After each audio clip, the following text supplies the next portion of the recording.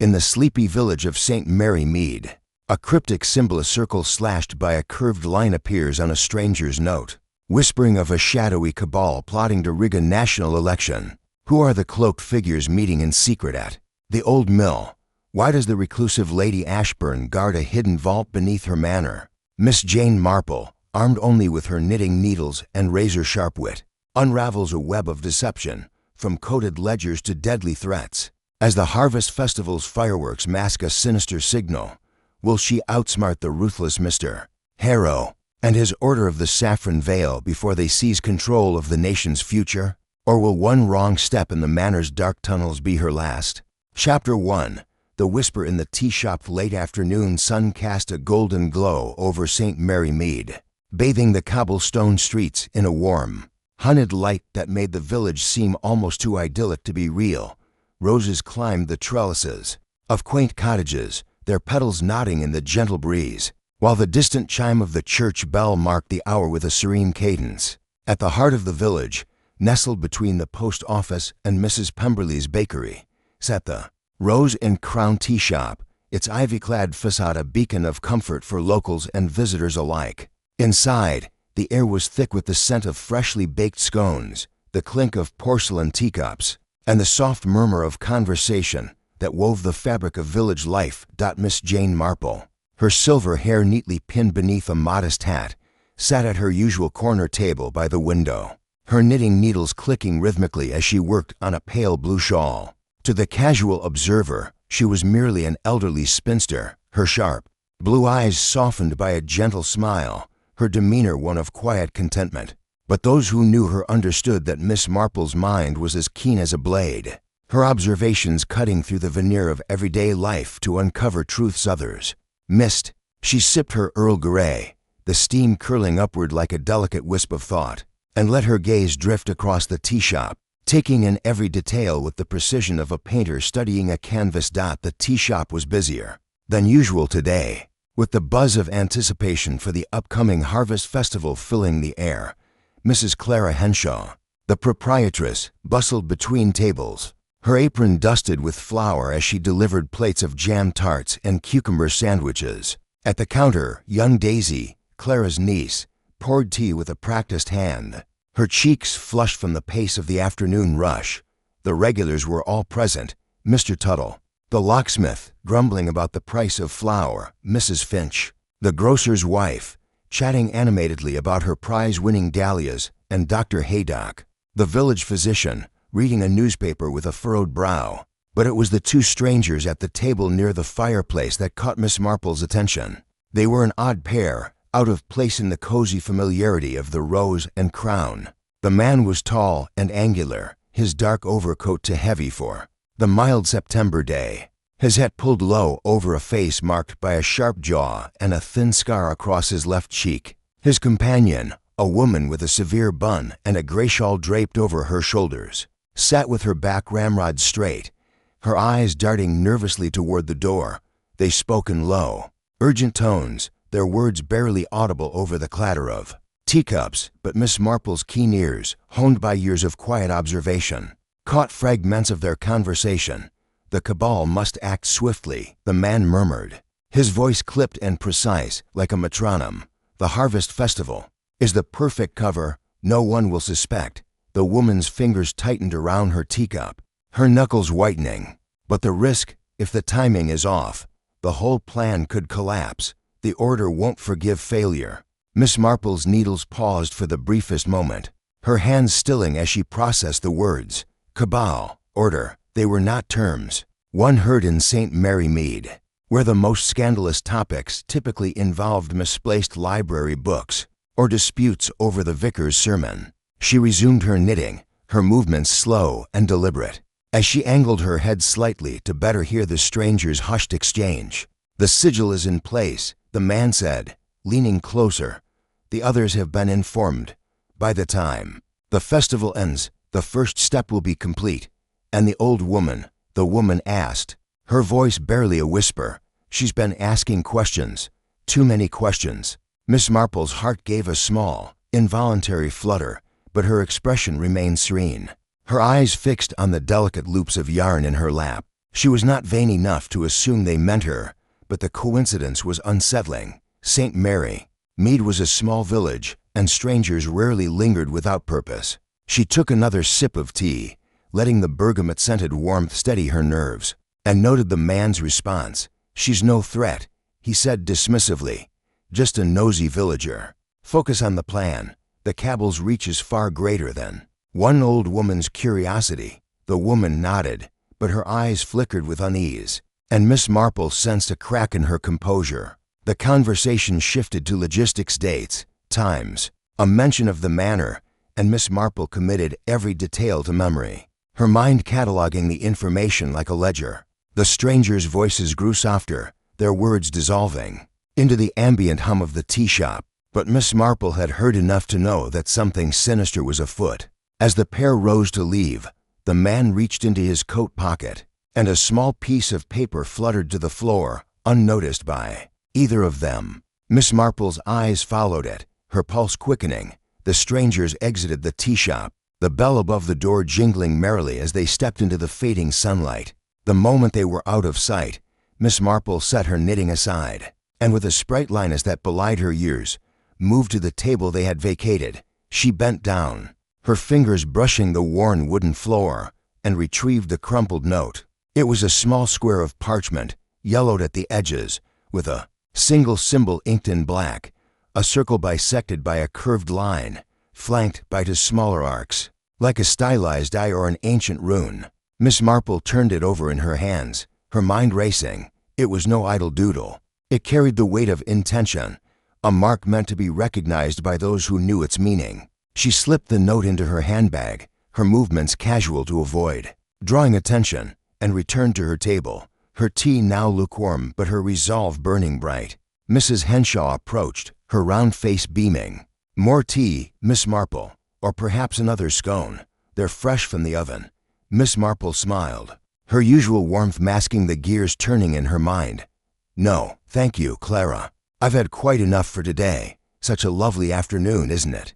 "Oh, aye," Clara said, wiping her hands on her apron, "though I'll be glad when the festival's over. All this bustle is wearing me thin.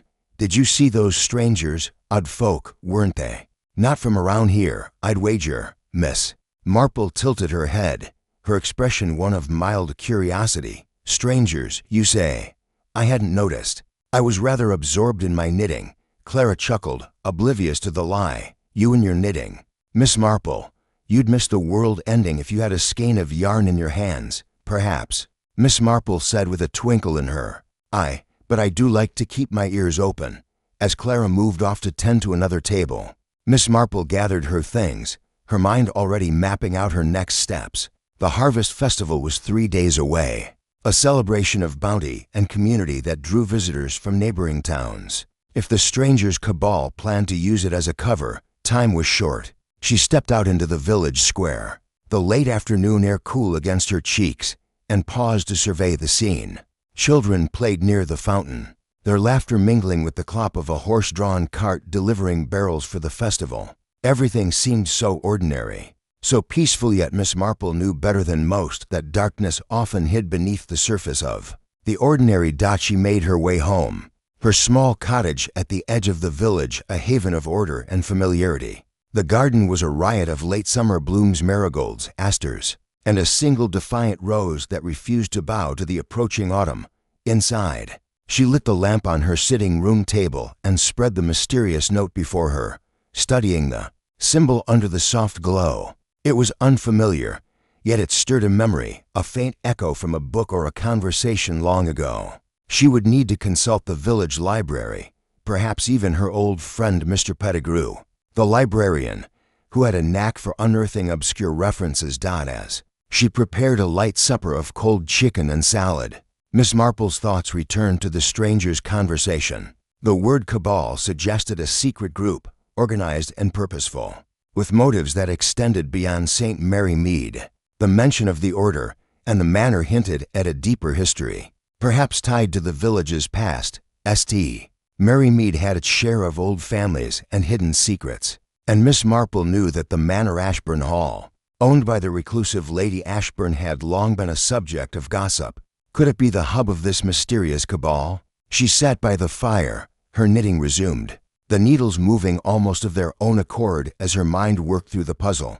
The stranger's dismissal of the old woman intrigued her. It was possible they meant someone else, Mrs. Finch, perhaps, or even Lady Ashburn, but Miss Marple's instincts told her otherwise. She was no stranger to being underestimated. It was, in fact, her greatest asset.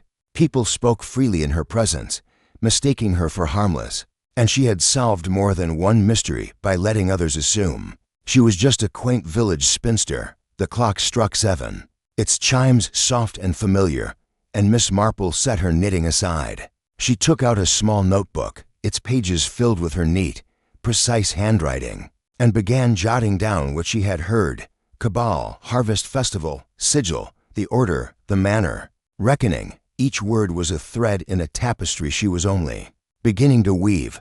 She added a sketch of the symbol, her hand steadied despite the excitement bubbling within her. This was no ordinary village intrigue. This was something larger, something dangerous. As she closed the notebook, a knock at the door startled her. It was late for visitors, and St. Mary Mead was not a place where people dropped by unannounced after dark. She rose, smoothing her skirt, and opened the door to find young Tommy Price, the baker's son, his cap clutched nervously in his hands. "Evening, Miss Marple," he said, his breath visible in the cool night air. "Mrs. Henshaw sent me. Said you left your scarf at the tea shop, and she thought you'd want it back." Miss Marple took the scarf, a soft lavender thing she hadn't even realized she'd forgotten, and smiled. "Thank you, Tommy. That was very kind of Clara. Tell her I'll pop by tomorrow to thank her." Tommy nodded, but he lingered, shifting from foot to foot. Miss Marple raised an eyebrow. "Is there something else, Tommy?" He glanced over his shoulder, as if expecting someone to emerge from the shadows. "It's just, I saw those strangers from the tea shop, Miss Marple. They were by the old mill, talking to someone in a fancy car.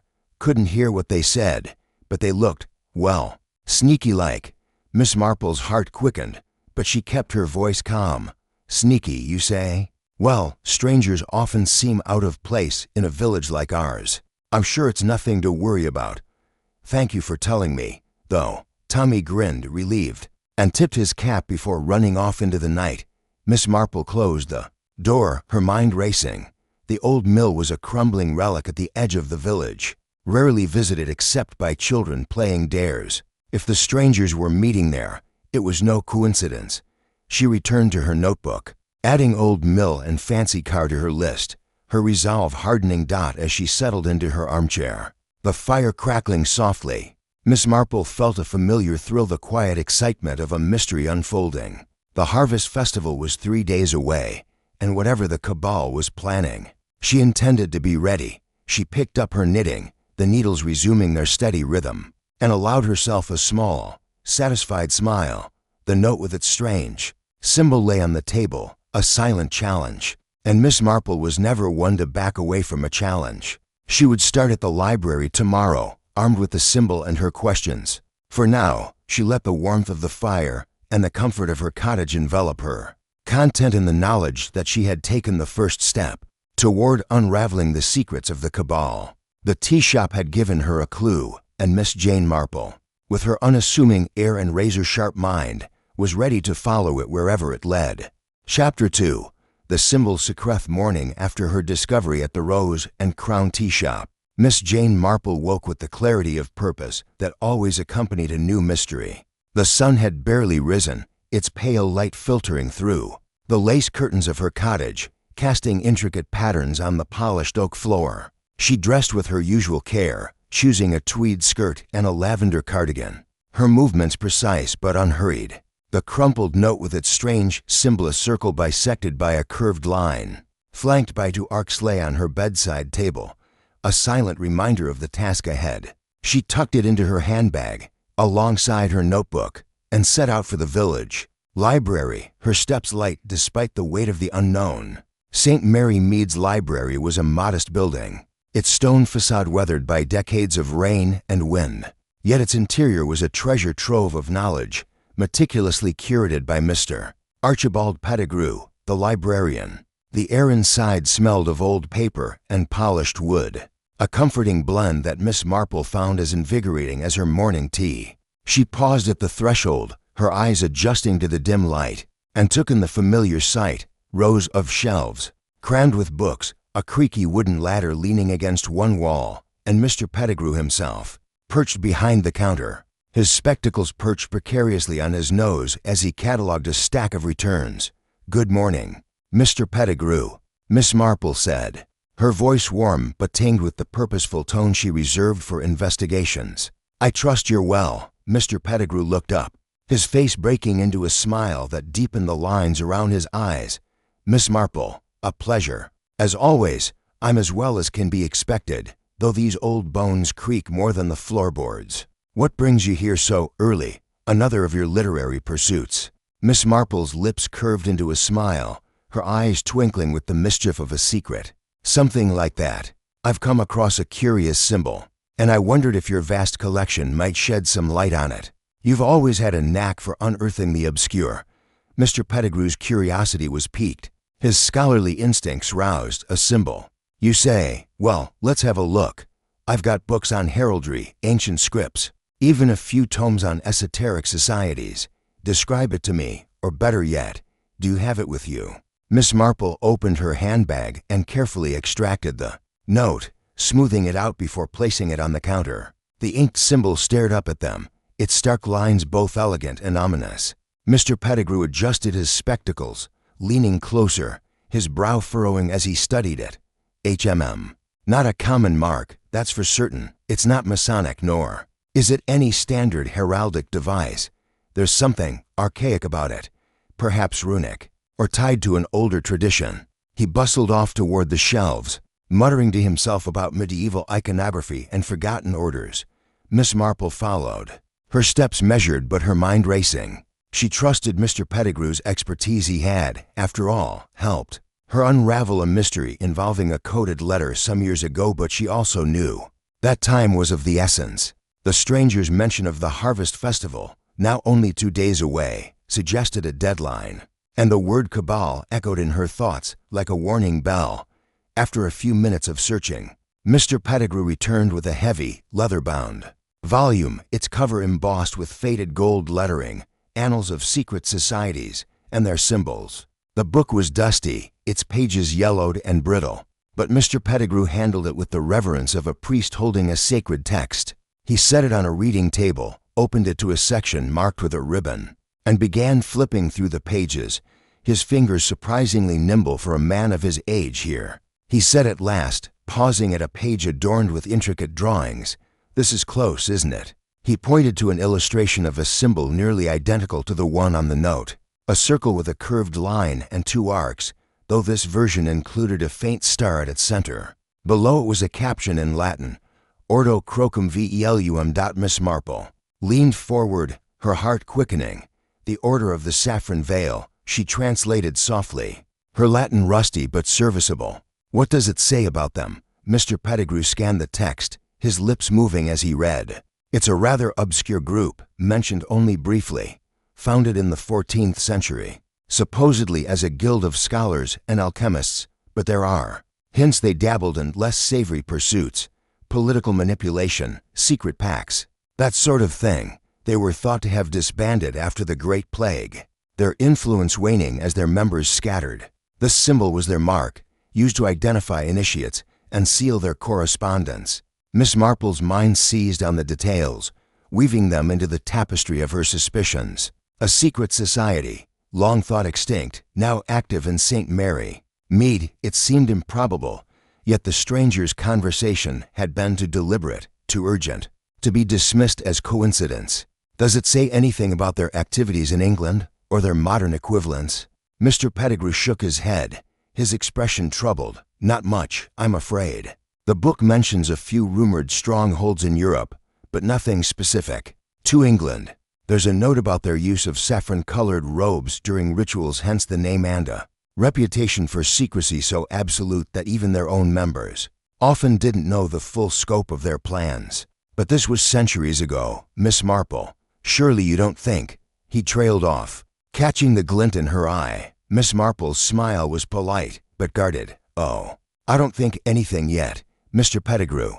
Just satisfying my curiosity. You know how I love a good puzzle." He chuckled, though there was a hint of unease in his tone. "You and your puzzles. Well, you're welcome to borrow the book, though I'll need it back for cataloging. It's one of the few copies in existence." "I suspect," Miss Marple thanked him, tucking the heavy volume under her arm with a promise to return it soon. As she stepped out into the village square, the morning air was crisp, carrying the scent of freshly cut grass and the distant tang of wood smoke. The library's quiet revelations had given her a lead, but the symbol's presence in St. Mary, Mead raised more questions than answers. Why here? Why now? And what did the Harvest Festival have to do with a centuries-old order? Her thoughts were interrupted by the sight of Mrs. Finch, the grocer's wife, hurrying across the square with a basket of vegetables, her face flushed with exertion. Miss Marple raised a hand in greeting, her mind noting the woman's nervous energy. Mrs. Finch was a regular at the tea shop, and Miss Marple recalled her presence yesterday. Seated just a few tables away from the strangers, could she have overheard something, too, or was she, perhaps, more involved than she seemed? "Good morning, Mrs. Finch," Miss Marple called, her voice bright. "You're in a rush today, preparing for the festival, I presume?" Mrs. Finch slowed, her smile strained. "Oh, Miss Marple, yes, the festival's got us all in a tizzy. So much to do. You know vegetables. Two sort, preserves to label. Mr. Finch says we'll be run off our feet by tomorrow."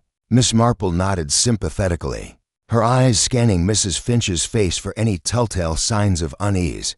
"It's a busy time, isn't it? I was just at the tea shop yesterday, and it was quite the hubbub. Did you notice those strangers there? Rather out of place, I thought." Mrs. Finch's fingers tightened on her basket, a flicker of something fear, perhaps, crossing her face before she masked it with a laugh. "Strangers, oh. We get all sorts at festival time. Probably just tourists. I didn't pay them much mind." Miss Marple's smile didn't waver, but her mind catalogued the response. Mrs. Finch was lying, or at the very least, holding something back.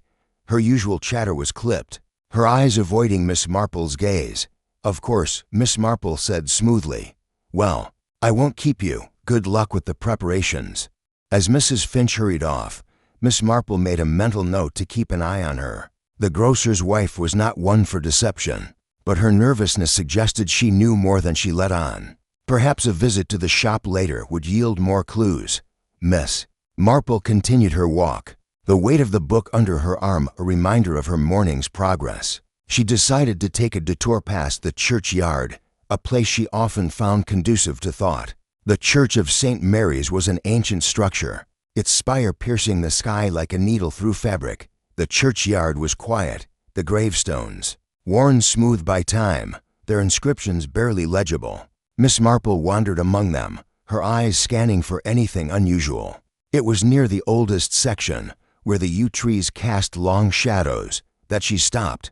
There, on a weathered stone half hidden by moss, was the symbol from the note. It was carved deeply, as if meant to endure, and beside it was a name, Eleanor Ashburn, 1642 to 1689.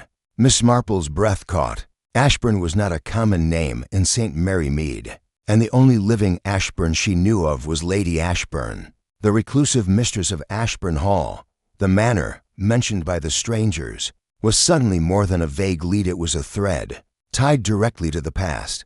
She knelt, brushing away the moss to reveal more of the inscription. Below the name was a single line in Latin, in umbris veritatem quarimus, in the shadows. "We seek the truth." It was a fitting motto for a secret order, and Miss Marple felt a thrill of discovery.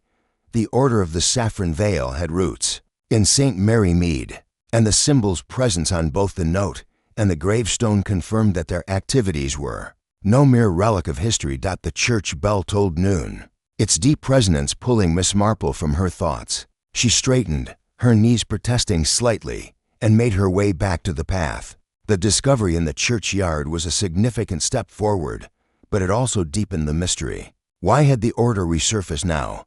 What was their plan for the Harvest Festival? And how did Lady Ashburn, living in her isolated manor, fit into this web?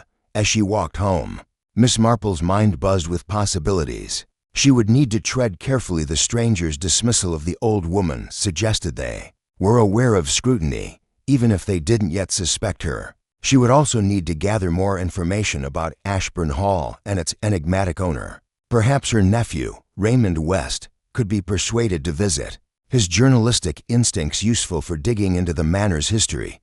Back in her cottage, Miss Marple set the library book on her sitting room table and brewed a fresh pot of tea. She opened the book to the page Mr. Pettigrew had marked, rereading the sparse details about the Order of the Saffron Veil. The text mentioned their use of coded messages and hidden meeting places, often disguised as mundane gatherings. The Harvest Festival, with its crowds and chaos, would indeed be the perfect cover for such a group. She took out her notebook and added new entries. Order of the Saffron Veil, Eleanor Ashburn. 1689, Ashburn Hall, Latin motto. She also sketched the gravestone symbol, noting its slight variation from the Nota star at the center. Perhaps a mark of rank or significance. As she sipped her tea, the fire crackling in the hearth, Miss Marple felt a quiet satisfaction. The morning had been productive, yielding not just answers, but new questions, each one a step closer to unraveling the Cabal's plans. The day was not yet over, and Miss Marple decided to pay a visit to the vicarage that afternoon. The vicar, Mr. Clement, was a kind but somewhat oblivious man, but his wife, Griselda, was sharp-witted and observant, often privy to village gossip. If anyone had noticed unusual activity round Ashburn Hall, it would be her. Miss Marple dressed for the visit, choosing a hat with a small veil that lent an air of innocuousness, and set out, her handbag heavier with the book and her growing collection of clues. The vicarage was a rambling house, its garden overgrown with late summer roses. Griselda greeted her with a warm hug, her youthful energy a contrast to Miss Marple's measured calm. Miss Marple, what a treat. Comin'. Leonard's off at a parish meeting, but I've got a fresh batch of ginger biscuits if you're tempted. Miss Marple smiled, settling into a chintz-covered armchair. You're too kind. Griselda, I was just passing by and thought I'd see how you're faring with the festival preparations. Griselda rolled her eyes, pouring tea with a flourish. Oh, it's madness. The committee's arguing over bunting colors, and Mrs. Finch nearly had a fit when someone suggested moving her vegetable stall. But you didn't come to hear about that, did you? Her eyes sparkled with curiosity. You've got that look, Miss Marple. What's brewing? Miss Marple chuckled, her fingers brushing the edge of her teacup. You're too perceptive. For your own good, my dear. I was wondering if you'd heard anything about Ashburn Hall lately. Lady Ashburn keeps to herself, but with the festival bringing visitors, I thought perhaps. Griselda leaned forward, her voice dropping to a conspiratorial whisper. Funny you should mention that. I saw a car, a sleek, black thing, not from around here, parked near the manor gates last week, and Mrs. Price, the baker's wife, swears she saw lights in the upper windows at midnight.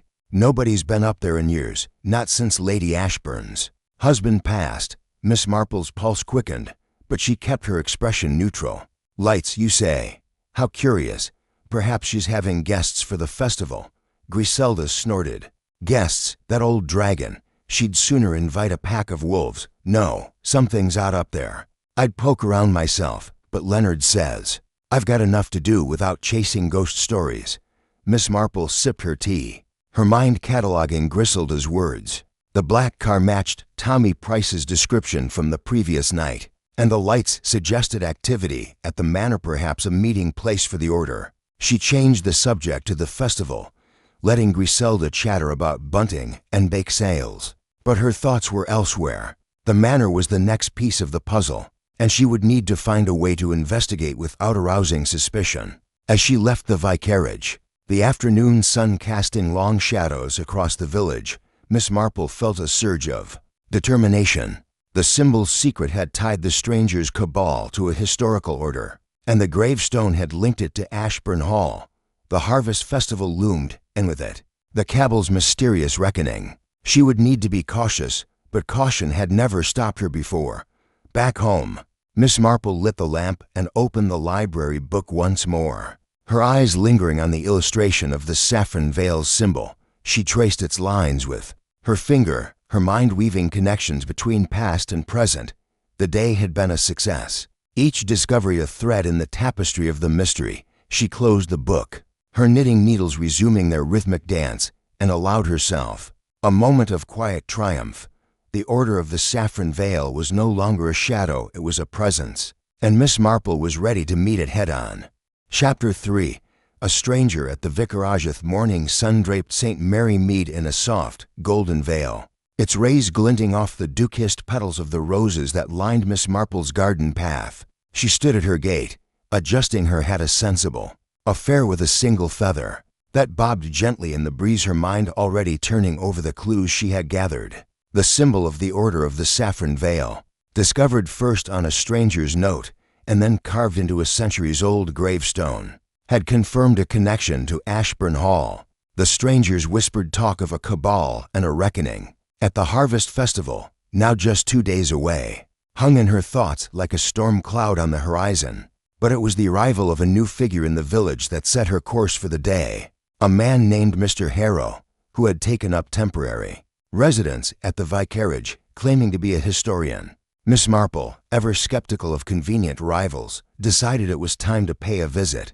The vicarage was a short walk from her cottage, its rambling structure half hidden behind a riot of late summer blooms. As she approached, the scent of lavender mingled with the faint tang of wood smoke from a nearby chimney, and the distant clatter of preparations for the festival echoed from the village square. Miss Marple's steps were measured, her handbag swinging lightly at her side, but her eyes were sharp, scanning the surroundings for anything out of place. A blackbird darted across the path, its wings a fleeting shadow, and she noted the fresh tire tracks in the gravel near the vicarage gate, too wide for the vicar's modest bicycle. Too recent to be ignored. Griselda Clement, the vicar's young wife, greeted her at the door with a flourish of her apron, her auburn curls escaping their pins. "Miss Marple, you're a sight for sore eyes. I'm drowning in chutney recipes for the festival stall. Come in, tea's just brewed, and I've got some lemon drizzle cake that's only slightly burnt." Miss Marple smiled, her expression warm but her mind alert. "You're too kind, Griselda. I thought I'd pop by to see how you're managing with all the festival fuss, and perhaps to meet this new guest of yours I've heard about." Griselda's eyes sparkled with mischief as she led Miss Marple into the sitting room, where a fire crackled despite the mild weather. "Oh, Mr. Harrow, he's quite the character. Turned up yesterday with a letter from some historical society, asking to stay a few days to study local records." Leonard's thrilled, of course any excuse to talk about his dusty old parish archives. "But between you and me, there's something odd about him, too polished, if you know what I mean." Miss Marple nodded, settling into a chintz armchair, her knitting bag at her feet. "Polished, you say? That's often a sign of someone trying a bit too hard to fit in. I'd love to meet him. If he's about." As if on cue, the door opened, and a tall man entered, his presence commanding the small room. Mr. Harrow was in his late 40s, with a lean frame, dark hair swept back from a high forehead, and eyes that gleamed with a sharpness Miss Marple recognized as both intelligent and guarded. His suit was impeccably tailored, a deep charcoal that seemed out of place in the vicarage's cozy clutter, and his smile was just a touch too practiced. "Miss Marple, I presume," he said, his voice smooth as polished oak. "Mrs. Clement has been singing your praises as the village's resident historian. I'm Edward Harrow, here to research the folklore of St. Mary Mead. A pleasure to meet you." Miss Marple inclined her head, her smile demure, but her eyes taking in every detail, the slight tension in his shoulders, the way his fingers brushed against a silver cufflink engraved with a faint, familiar symbol, the circle and curved line of the saffron veil. "The pleasure is mine, Mr. Harrow. I'm no historian, just an old woman with a fondness for local stories. What brings you to our little village? We're hardly a hot spot for folklore." Harrow's laugh was easy, but it didn't reach his eyes. "Oh, you'd be surprised. Small places often hide the most fascinating tales. I'm particularly interested in the old families. Ashburn, for instance. Their manor has a certain mystique." Miss Marple's knitting needles clicked softly as she began a new row, her hands steady despite the jolt of his words. "Ashburn Hall, yes, it's been Quiet for years, though Lady Ashburn still lives there, I believe. Have you visited? Not yet, Harrow said, settling into a chair opposite her, his posture relaxed, but his gaze intent. I'm hoping to arrange an audience. The hall's architecture alone is worth studying 17th century, isn't it, with some older foundations? I'm told. Miss Marple nodded, her mind racing. His mention of Ashburn Hall was no coincidence, and the cufflink confirmed her suspicions. This man was no mere historian. He was connected to the Cabal, perhaps a key player. She decided to test him, her tone light but probing. Oh yes, the hall's quite a relic. There's a gravestone in the churchyard to an Eleanor Ashburn, I believe, from the 1600s. Some say she was involved in secret societies. Silly village gossip, of course. Harrow's smile tightened, just for a moment, and Miss Marple noted the flicker of unease in his eyes. Gossip can be surprisingly accurate, he said, recovering quickly. Secret societies were all the rage back then, alchemists, mystics, that sort of thing. I'd love to see that gravestone. Perhaps you could show me. Miss Marple's heart quickened, but she kept her expression serene. I'm afraid my knees aren't what they used to be, Mr. Harrow, but the churchyard's open to all. You'll find it near the yew trees, if you're curious. Griselda, who had been listening with growing interest, chimed in. Oh, you must go, Mr. Harrow. The churchyard's positively eerie at dusk. Though I warn you, Mrs. Finch says she saw a strange light there last week, probably just a lantern, but you know how stories grow. Harrow's fingers twitched, and Miss Marple caught the movement, filing it away. A light, you say? He asked, his tone casual but his eyes narrowing. Perhaps I'll take a look tonight. Thank you, Mrs. Clement. The conversation turned to the festival, with Griselda chattering about the flower show and Miss Marple offering polite comments. But her mind was elsewhere. Harrow's interest in the gravestone was too keen, his reaction to the mention of a light too sharp. She sipped her tea, letting the bergamot soothe her nerves, and resolved to keep a close eye on him. After tea, Miss Marple excused herself, citing a need to check on her roses, and stepped back into the village's bustle. The square was alive with activity, vendors setting up stalls, children stringing bunting, and the faint strains of a fiddle from the pub. She made her way to the churchyard, her steps purposeful but unhurried, and found the gravestone of Eleanor Ashburn. The symbol of the saffron veil was still there, its lines stark against the mossy stone. But something was different. A fresh sprig of saffron-colored flowers, crocuses, out of season, lay at its base, their petals vibrant against the gray dot. Miss Marple knelt, her fingers brushing the flowers. They were real, not artificial, and their placement felt deliberate. A message or a marker. She glanced around, ensuring she was alone, and slipped one flower into her handbag, her mind turning over the implications. Someone had been here recently, perhaps Harrow himself or another member of the Cabal.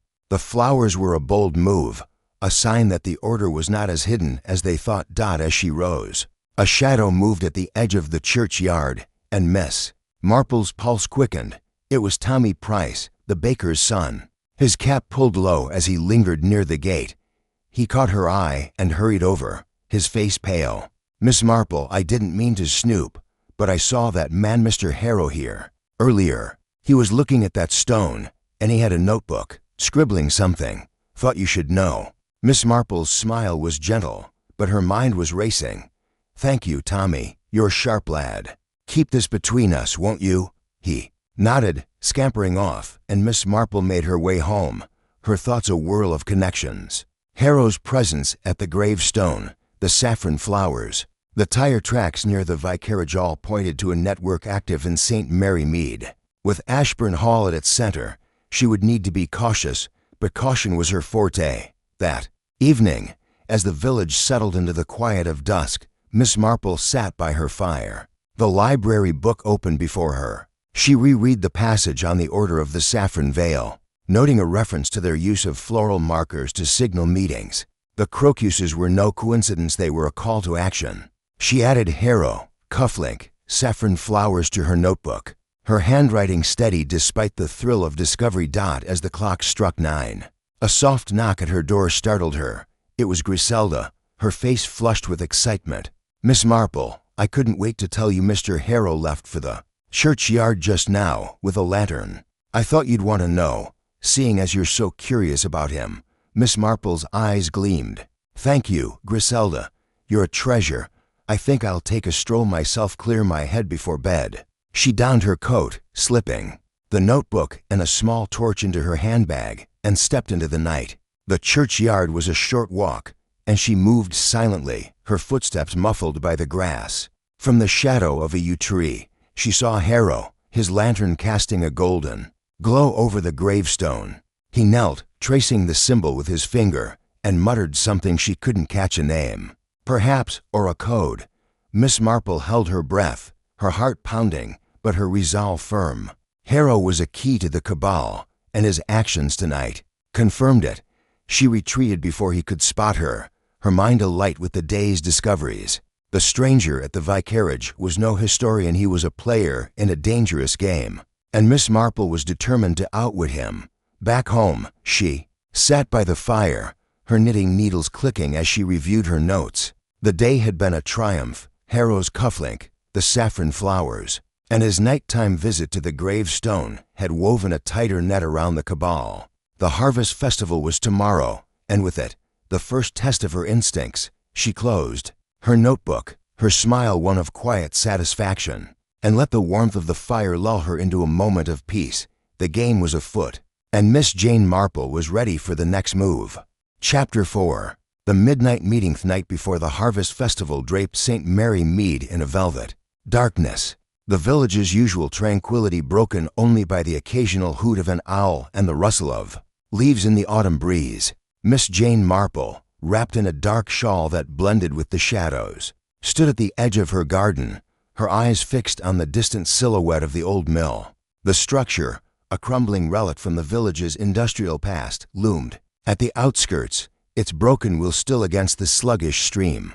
Tommy Price's report of the strangers meeting there, combined with Mr. Harrow's nocturnal visit to the churchyard gravestone, had convinced her that the mill was the next piece of the puzzle, the symbol of the Order of the Saffron Veil, the whispered talk of a cabal and a reckoning, and the saffron crocuses at Eleanor Ashburn's grave all pointed to a conspiracy unfolding under the village's nose. Tonight, Miss Marple intended to see it for herself. She moved with a quiet grace that belied her years, her sensible shoes silent on the dew-damp grass, her handbag, lighter tonight but containing her notebook, a small torch, and a pair of opera glasses, swung gently at her side. The air was cool, carrying the earthy scent of fallen leaves and the faint tang of the millstream's mossy banks. The village was asleep, its cottages dark save for the occasional flicker of a candle. But Miss Marple's senses were alive, attuned to every sound and shadow. She had told no one of her plan, not Griselda, not even young Tommy, knowing that secrecy was her greatest ally against a group as clandestine as the Order. The old mill was a half-mile walk, down a winding path that skirted the edge of the village and dipped into a hollow where the trees grew thick. As she approached, the mill's silhouette grew sharper, its jagged roofline stark against the starlit sky. She paused behind a gnarled oak, its branches offering cover, and raised her opera glasses. The mill's windows were dark, but a faint glow emanated from the far side. Near the wheel, where the stream gurgled softly, her heart quickened, but her hands were steady as she adjusted the lenses, focusing on a flicker of movement. There, in the shadow of the mill, were three figures, their forms indistinct, but their movements purposeful. One was tall and angular, Mr. Harrow, she was certain, recognizing his lean frame even in the dim light. The others were cloaked, their faces hidden, but the saffron hue of their robes caught the moonlight, a silent confirmation of the Order's presence. They stood in a tight circle, their voices low but urgent, carried on the night air like whispers of a forbidden ritual. Miss Marple strained to hear, her position precarious, but her resolve unshaken. "The reckoning is set," Harrow said, his voice sharp and authoritative. "The festival will draw the crowds, and in the chaos we'll move. The sigil is in place at the hall, and the others are ready." One of the cloaked figures, a woman by the pitch of her voice, responded with a note of hesitation. "But the timing, Harrow, we can't afford a mistake." The old woman's been sniffing around. And now this historian nonsense. If she suspects nothing. Harrow cut in, his tone dismissive but edged with irritation. She's a village busybody, nothing more. The order's plans are beyond her comprehension. Focus on the task. The manor is secure, and the vault is prepared. Miss Marple's lips pressed into a thin line, her knitting calloused fingers tightening around the opera glasses. The old woman again, whether they meant her or another, she couldn't be sure. But the mention of a vault at Ashburn Hall sent her mind racing. The third figure, silent until now, spoke in a gravelly voice, his words clipped. The signal will be given at midnight tomorrow. The festival's finale, fireworks, noise, distraction. We strike then. The woman's cloak shifted, revealing a glimpse of a pale hand clutching a small object, a pendant, perhaps, or a token bearing the saffron veil's symbol. And the outsider, she asked. He's not one of us. Can we trust him? Harrow's laugh was cold. He's bought and paid for. Greed is a reliable leash. By the time the festival ends, the first step will be complete, and the cabal will rise. Miss Marple's pulse thudded in her ears, but she remained still. Her body pressed against the oak's rough bark. The conversation was a goldmine, each word a thread in the tapestry of the conspiracy. A vault, a signal, and outsider pieces. Of a plan that was both audacious and precise. She memorized every detail, her mind cataloging names, places, and implications. The Harvest Festival, with its crowds and chaos, was indeed the perfect cover for whatever reckoning the order had planned. The figures began to move, their voices fading as they retreated toward the mill's rear entrance. Miss Marple lowered her glasses, her breath shallow but controlled. She needed to see more, to know where they were going, but the risk of detection was high. The mill's interior was a labyrinth of crumbling beams and rusted machinery, and she was no match for younger, more agile foes. Yet the pull of the mystery was stronger than caution. She crept forward, staying low, her shawl blending with the shadows as she skirted the mill's perimeter. The glow from the mill's rear grew brighter, emanating from a cracked window half covered by ivy. Miss Marple crouched beneath it, her knees protesting, but her determination unwavering. Through the glass, she saw a small chamber lit by a single lantern, its light casting eerie shadows on the stone walls. The three figures stood around a rough wooden table, joined now by a fourth, a man in a dark coat, his face obscured by a hood.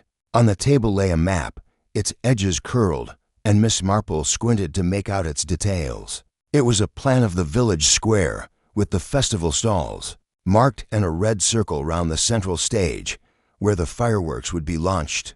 Harrow pointed to the map, his finger tracing a line from the stage to a point beyond the village Ashburn Hall. She realized, the signal goes up here, he said, tapping the stage. The distraction will draw every eye, and we'll move through the old tunnels to the vault. By dawn, the cabal's work will be done.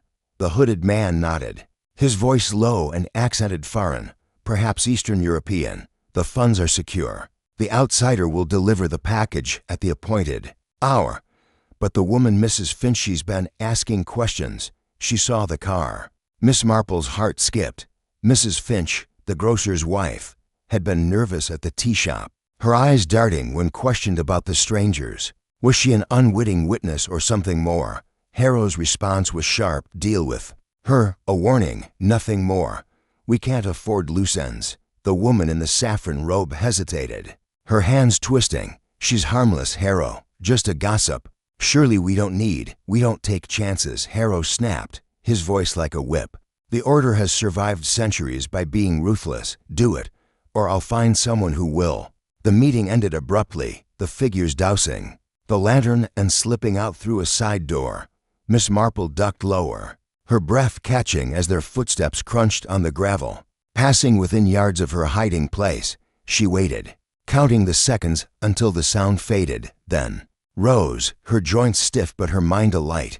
She had seen enough to confirm the cabal's audacity, a plan tied to the festival's climax, a vault at Ashburn Hall, and a threat to Mrs. Finch. The mention of tunnels was new, a detail that suggested hidden passages beneath the village, perhaps relics of the manor's storied past. She made her way back to the path, her torch unused to preserve her night vision. The walk home was fraught with the rustle of unseen creatures and the weight of her discoveries. But Miss Marple's step was firm. She reached her cottage just as the church clock struck 1, its chimes a solemn reminder of the time slipping away. Inside, she lit a lamp and opened her notebook, her handwriting precise despite the hour. She recorded every detail: harrow, saffron robes, map, festival stage, tunnels, vault. Mrs. Finch threatened, outsider, signal at midnight.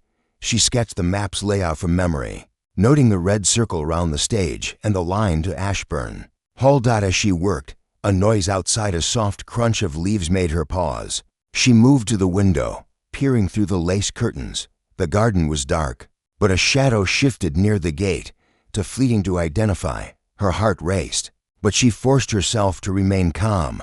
The cabal was bold, but they didn't yet know. She was watching. She returned to her chair, her knitting needles resuming their rhythm as a way to steady her nerves. The night's adventure had been perilous but fruitful. She had confirmed the Order's presence, their plan's scope, and their connection to the manor. Mrs. Finch's involvement, however slight, was a new thread, one she would need to tug gently to avoid alerting the cabal. The mention of tunnels intrigued her. St. Mary Mead's history included tales of smugglers' passages, but she had never given them much credence until now. Tomorrow, she would visit the grocer's shop, ostensibly to buy yarn, and gauge Mrs. Finch's state of mind.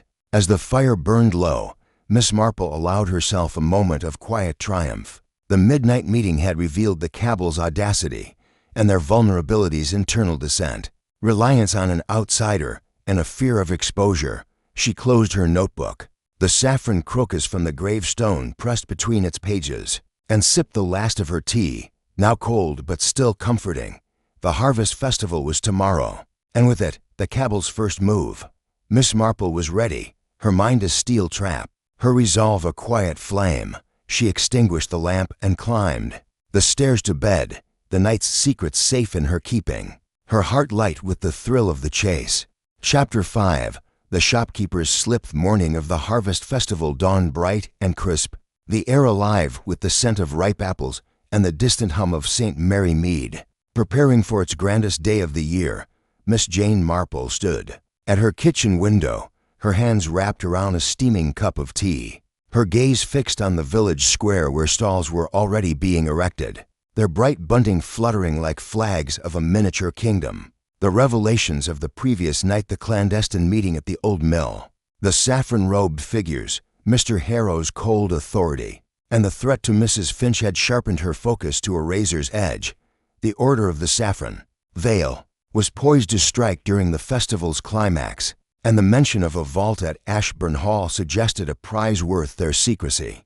But it was Mrs. Finch, the grocer's wife, who occupied Miss Marple's thoughts now. Her nervous demeanor at the tea shop and the cabal's orders to deal with her hinted at a role witting, or not in their plans. Today, Miss Marple would tug at that thread, disguised as an innocent errand.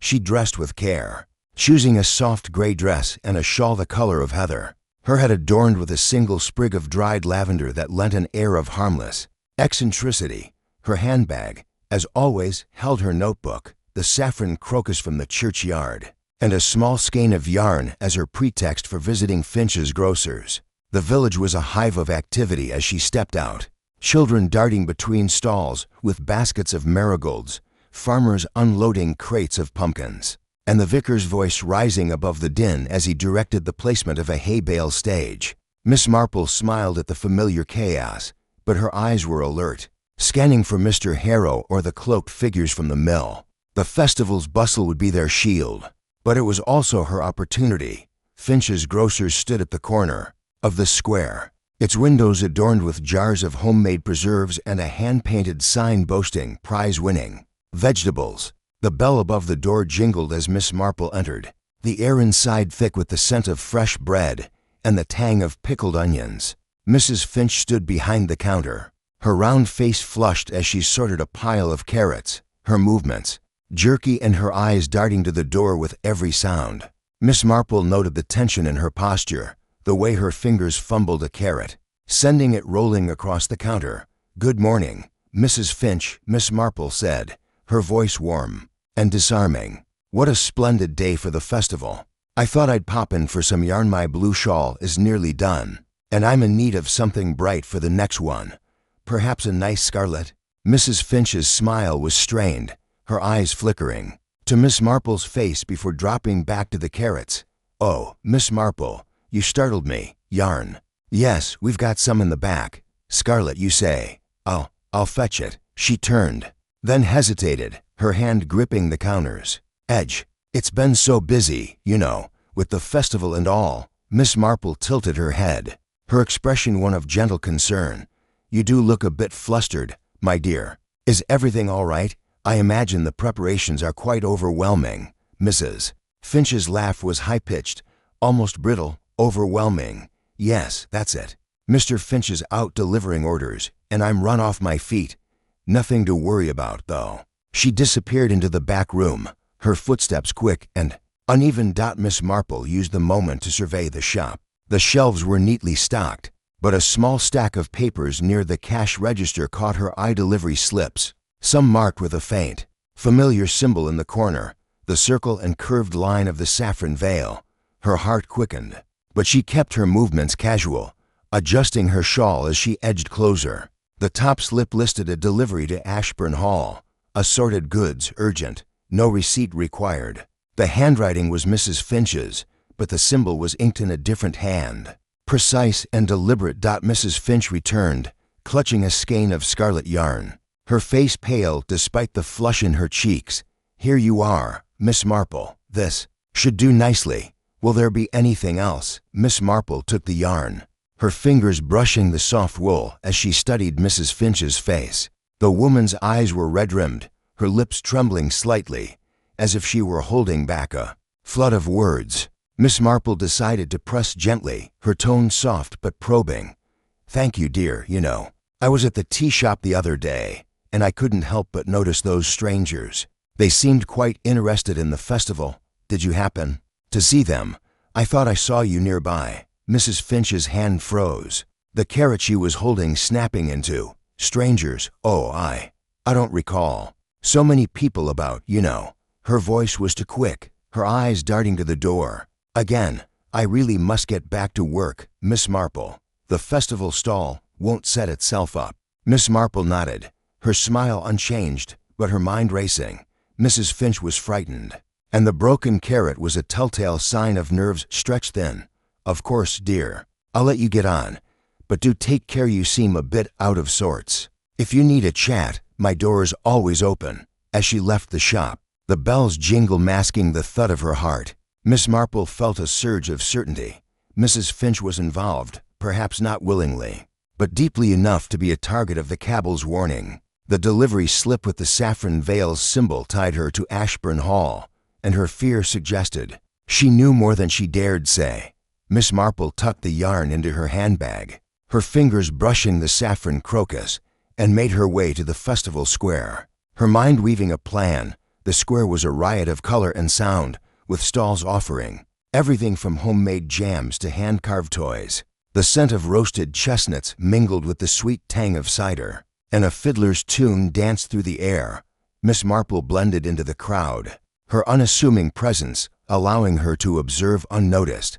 She spotted Mr. Harrow near the flower stall, his dark suit stark against the vibrant dahlias, his eyes scanning the crowd with a predator's focus. He was speaking to a man in a tweed cap, their heads bent close, and Miss Marple noted the man's rough hands and weathered face. A farmer, perhaps, or a laborer, but his posture suggested deference to Harrow. She moved closer, pausing at a stall selling wear-upon scarves, her fingers brushing the fabric as she listened. Harrow's voice was low, but the wind carried snatches of his words. The package, midnight, the manor, the other man. Nodded, slipping something into his pocket, a small envelope, sealed with a wax stamp. Miss Marple's eyes narrowed. The outsider mentioned at the mill, perhaps? She made a mental note to watch him, her instincts telling her he was a cog in the cabal's machine. As the afternoon wore on, Miss Marple joined Griselda at the vicarage stall, where jars of chutney and baskets of apples were selling briskly. Griselda, her apron dusted with flour, greeted her with a grin. "Miss Marple, you're a godsend. Help me keep an eye on these urchins. They're eyeing the apples like pirates after treasure." Miss Marple chuckled, settling behind the stall, her eyes never straying far from Harrow. He moved through the crowd with purpose, stopping to speak with Mrs. Henshaw from the tea shop. Then a young woman Miss Marple didn't recognize, her saffron scarf a subtle clue. The festival was a perfect cover, its chaos masking the cabal's maneuvers. But Miss Marple's quiet observation was her own kind of cover. She handed out apples, her smile disarming, her mind cataloging every interaction. As dusk fell, the square lit up with lanterns, their golden glow casting long shadows. The festival was reaching its peak, with a bonfire planned for the evening and fireworks at midnight. The moment the Cabal had chosen for their signal, Miss Marple excused herself from the stall, citing a need to rest her feet, and slipped into the crowd, her shawl drawn close. She needed to confirm Mrs. Finch's role before the night's events unfolded. She found the grocer's stall near the edge of the square, its table laden with vegetables and jars of preserves. Mrs. Finch was alone, her husband nowhere in sight, her face pale as she rearranged a stack of turnips with trembling hands. Miss Marple approached, her voice gentle but firm. "Mrs. Finch, I couldn't help but notice you're still looking peaky. Is something troubling you? You know you can trust me." Mrs. Finch's eyes widened, and for a moment, Miss Marple thought she might bolt, but then her shoulders sagged, and she leaned closer, her voice a whisper. "Oh, Miss Marple, I'm in such a state. I didn't mean to get mixed up in it. They came to the shop, those strangers asking for deliveries to the manor. Said it was for Lady Ashburn, but there was something wrong about it. Then last night, someone left a note under the door, said to keep quiet, or there'd be trouble." Miss Marple's heart leaped, but she kept her tone soothing. "A note, you say? That's dreadful. Did it have a mark on it, a circle with a line, perhaps?" Mrs. Finch nodded, her eyes brimming with tears. "Yes, that's it. I didn't know what to do. Mr. Finch doesn't know. He'd be furious. I thought it was just business, but now I'm scared, Miss Marple. What have I got myself into?" Miss Marple patted her hand, her mind racing. "You've done the right thing, telling me. Keep that note safe, and don't speak of this to anyone else. I'll see what I can do. You're not alone, my dear." Mrs. Finch nodded, her relief palpable, and Miss Marple left the stall, her resolve hardened. The note was a direct link to the Cabal, and Mrs. Finch's slip had confirmed Ashburn Hall as their base. The festival's fireworks were hours away, and with them, the Cabal's signal. Miss Marple returned to her cottage, her steps quick, despite the ache in her knees, and added to her notebook, "Mrs. Finch, delivery slips. Threatening note, Ashburn Hall confirmed." She sketched the symbol from memory, its lines now as familiar as her own handwriting. As the bonfire's glow lit the night sky, Miss Marple sat by her fire, her knitting needles clicking softly. The day had been a triumph, Mrs. Finch's confession, the delivery slip symbol, and Harrow's movements had tightened the net around the Cabal. The festival's climax loomed, and with it, the chance to thwart their plans. She closed her notebook, the saffron crocus pressed beside her latest entry, and allowed herself a quiet smile. The shopkeeper's slip had been a gift, and Miss Jane Marple was ready to use it to unravel the order's secrets. Chapter 6. The Manor's Secret's Harvest Festival had transformed St. Mary Mead into a kaleidoscope of light and sound, its final hours marked by the crackle of the bonfire and the laughter of villagers gathered in the square. But for Miss Jane Marple, the festive clamor was a distant hum, her mind fixed on the revelations of the past few days, the Order of the Saffron Veil, Mr. Harrow's role in the Cabal, the threatening note to Mrs. Finch, and the confirmation that Ashburn Hall was the heart of their conspiracy. The midnight meeting at the old mill had revealed a plan to use the festival's fireworks as a signal, with tunnels leading to a mysterious vault at the manor. With the festival's climax approaching, Miss Marple knew she had to act swiftly. The manor, home to the reclusive Lady Ashburn, was her next target, and she would need all her cunning to infiltrate its secrets without arousing suspicion. The morning after the festival's opening day, Miss Marple stood at her garden gate, her eyes tracing the distant outline of Ashburn Hall against the rolling hills. The manor was a brooding presence, its stone walls weathered by centuries, its windows like dark eyes watching the village below. She dressed for the occasion with deliberate care, a sensible tweed skirt, a cream blouse, and a wide-brimmed hat that lent an air of innocent curiosity. Her handbag held her notebook, the saffron crocus, and a small map of the village she had sketched, marking the mill, the churchyard, and the manor's location. Her plan was bold but simple: pose as a lost traveler seeking directions, a ruse that had served her well in past investigations. The manor's gates were rarely open, but the festival had drawn visitors, and she hoped the chaos would provide an opportunity. The walk to Ashburn Hall was a mile through winding lanes, the air heavy with the scent of damp earth and late-blooming roses. The festival's preparations had left the village abuzz, but the path to the manor was quiet, the only sound the crunch of gravel under her shoes and the distant call of a cuckoo. As she approached the manor's iron gates, their intricate scrollwork, rusted but imposing, she noted a sleek black car parked just inside a match for the one Tommy Price had seen at the mill. Her pulse quickened, but her expression remained serene. Her hands clasped demurely over her handbag. The gates were ajar, a rare lapse in the manor's usual seclusion, and Miss Marple slipped through, her steps tentative to match her role as a confused visitor. The driveway was lined with ancient yews, their branches casting long shadows, and the manor loomed ahead, its Gothic arches and ivy-clad towers both grand and foreboding. She knocked on the heavy oak door, her knuckles barely making a sound, and waited, her heart steady despite the risk. After a moment, the door creaked open, revealing a maid in a starched apron, her face young but wary. "Good morning," Miss Marple said, her voice tinged with a calculated quiver. "I'm so terribly sorry to trouble you, but I'm afraid I've lost my way. I was hoping to find the festival, but these lanes are so confusing. Might I speak with someone, perhaps Lady Ashburn?" The maid hesitated, her eyes flicking over Miss Marple's unthreatening appearance. "Lady Ashburn don't see visitors, ma'am, but I can give you directions back to the village. The festival's in the square, not far." Miss Marple smiled, her eyes crinkling with gratitude. "Oh, you're too kind. Might I trouble you for a glass of water before I go? The walk has quite worn me out." The maid softened, nodding, and ushered her into a dimly lit hall. The interior was a study in faded grandeur, polished wood paneling, a chandelier draped in cobwebs, and portraits of stern-faced Ashburns glaring from the walls. Miss Marple's eyes darted to every detail, noting a heavy tapestry that seemed slightly askew, as if concealing something. The maid disappeared to fetch water, leaving Miss Marple alone, and she seized the moment. Moving silently toward the tapestry, her fingers brushed the fabric, heavy with dust, and she lifted it to reveal a narrow door, its edges nearly invisible.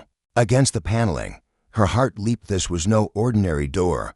It was a hidden passage, likely one of the tunnels mentioned at the mill. She pressed her ear to the wood, catching a faint murmur of voices from below, too muffled to discern, but unmistakably urgent. Before she could investigate further, the maid's footsteps echoed, and Miss Marple let the tapestry fall, stepping back to admire a nearby portrait as if nothing were amiss. The maid returned with a glass of water, her expression still guarded. "Here you are, ma'am. The village is straight down the lane, can't miss it." Miss Marple sipped the water, her mind racing. "Thank you, dear. This is such a magnificent house. Does Lady Ashburn entertain often? It must be quite a task to maintain." The maid's lips tightened, but she answered politely, "Not often. Ma'am, her ladyship keeps to herself. Just a few deliveries now and then, for the festival and such." Miss Marple nodded, filing away the mention of deliveries a link to Mrs. Finch's shop. She thanked the maid and made her way out, pausing at the door to glance back. Through a window, she caught a glimpse of a figure in a saffron robe moving across the lawn, too quick to identify but unmistakable in its significance. The manor was indeed the Cabal's base, and the hidden door suggested a network of secrets beneath its foundations. As she walked back to the village, the sun climbing higher, Miss Marple's thoughts turned to the voices she had heard. The tunnel likely led to the vault, a repository for whatever the Order was guarding or planning to use. She needed more information, but direct access to the manor was too risky. Instead, she decided to return to the festival, where the crowd would offer cover and the chance to observe Mr. Harrow and his associates. The square was a whirlwind of activity, with jugglers tossing brightly colored balls, a fiddler leading a dance, and children weaving through the stalls with sticky toffee apples. Miss Marple blended in, her hat tilted to shield her eyes as she scanned the crowd. She spotted Mrs. Finch at her stall, her face still pale but her movements steadier, as if her confession to Miss Marple had eased some of her fear. Harrow was nowhere in sight, but the man in the tweed cap from yesterday lingered near the stage, his eyes darting nervously. Miss Marple approached a stall selling homemade candles, her fingers brushing the waxy surfaces as she listened to the chatter around her. A woman's voice, sharp and unfamiliar, caught her attention. "The manor's ready. The signal's set for tonight. Harrow says no mistakes." The speaker was the young woman with the saffron scarf, now wearing a plain coat. Her words directed to a burly man unloading crates. Miss Marple's heart quickened, but she kept her gaze on the candles, her ears straining to catch more. The man grunted, his voice low. "And the vault, it's secure, locked tight," the woman replied. "Only Harrow and her ladyship have the key. By morning, it'll be done." Miss Marple's mind seized on the mention of Lady Ashburn. Was she a willing participant in the cabal, or a figurehead unaware of the full scope? The festival's noise provided cover as Miss Marple moved closer, pretending to examine a jar of honey at the next stall. The woman glanced around, then slipped a small object of folded paper into the man's hand. He tucked it into his coat, and they parted, the woman disappearing into the crowd. Miss Marple's fingers tightened around her handbag. The paper could be another note, perhaps with the saffron veil symbol, or instructions for the midnight signal. She needed to see it, but confronting the man directly was out of the question. Instead, she followed at a distance, her steps light as she wove through the crowd, her unassuming presence her greatest asset. The man stopped at a cider stall, his back to her, and Miss Marple seized her chance. She bumped into him, her handbag swinging just enough to jostle his coat pocket. "Oh, I'm terribly sorry," she exclaimed, her voice quivering with feigned distress. "These old feet of mine aren't what they used to be." The man turned, his face gruff but softening at her apologetic smile. "No harm done, ma'am," he muttered, brushing off his coat. In the moment of distraction, Miss Marple's nimble fingers slipped into his pocket, retrieving the folded paper with a sleight of hand honed by years of quiet observation. She tucked it into her sleeve, her heart pounding, but her expression serene. "No trouble at all," she said, patting his arm. "Enjoy the festival, won't you?" She moved away, her steps unhurried, and found a quiet bench near the churchyard to examine her prize. The paper was a single sheet, its edges worn, and bore the saffron veil symbol inked in black. Below it was a list of names none she recognized, save one, Ashburn. The word vault was underlined, followed by a time, 12 o'clock. It was the confirmation she needed. The cabal's plan was centered on the manor's vault, and the fireworks at midnight would mask their move. Miss Marple slipped the paper into her handbag, her mind racing. The manor's hidden door, the voices in the tunnel. And now this note painted a clear picture. The order was using the festival as a diversion to access the vault, likely to retrieve or plant something critical to their reckoning. But the manor was heavily guarded, and Lady Ashburn's role remained unclear. Miss Marple needed to warn someone, perhaps Inspector Craddock, though he was skeptical of village conspiracies, but she had to act before the midnight signal. As the festival reached its peak, the bonfire casting a golden glow over the square, Miss Marple returned to her cottage, her steps quick despite the ache in her knees. She lit a lamp and spread the stolen paper on her table, adding its details to her notebook. Vault, midnight signal, Ashburn, list of names. She sketched the manor's layout from memory, marking the tapestry and the hidden door. The day had been daring, her infiltration of the manor a risk that had paid off with the discovery of the tunnel. And the note. As the church clock struck 10, its chimes a reminder of the ticking hours, Miss Marple sat by her fire, her knitting needles clicking softly. The festival's fireworks would light the sky in 2 hours, and with them, the cabal's plan would unfold. She needed to be ready, her mind a steel trap, her resolve unshaken. The Manor's secrets were hers now, and Miss Jane Marple would use them to outwit the Order of the Saffron Veil. She closed her notebook, the stolen paper tucked beside the saffron crocus, and allowed herself a quiet smile of triumph. The night was young, and the game was far from over. Chapter 7. The Ledger's Codeth Harvest Festival's first day had ended with a blaze of fireworks that lit St. Mary Mead's sky in bursts of crimson and gold, a spectacle that masked the Order of the Saffron Veil's clandestine signal. Miss Jane Marple, however, had not been among the villagers cheering in the square. She sat in her cottage, the stolen paper from the manor spread before her on the polished oak table, its list of names and the underlined word vault staring up like a challenge. Her infiltration of Ashburn Hall had confirmed the manor as the cabal's base, with a hidden tunnel leading to a mysterious vault. Mrs. Finch's confession and the threatening note had tied the grocer's wife to the conspiracy, while Mr. Harrow's movements and the saffron-robed figures at the mill pointed to a plan far grander than village intrigue.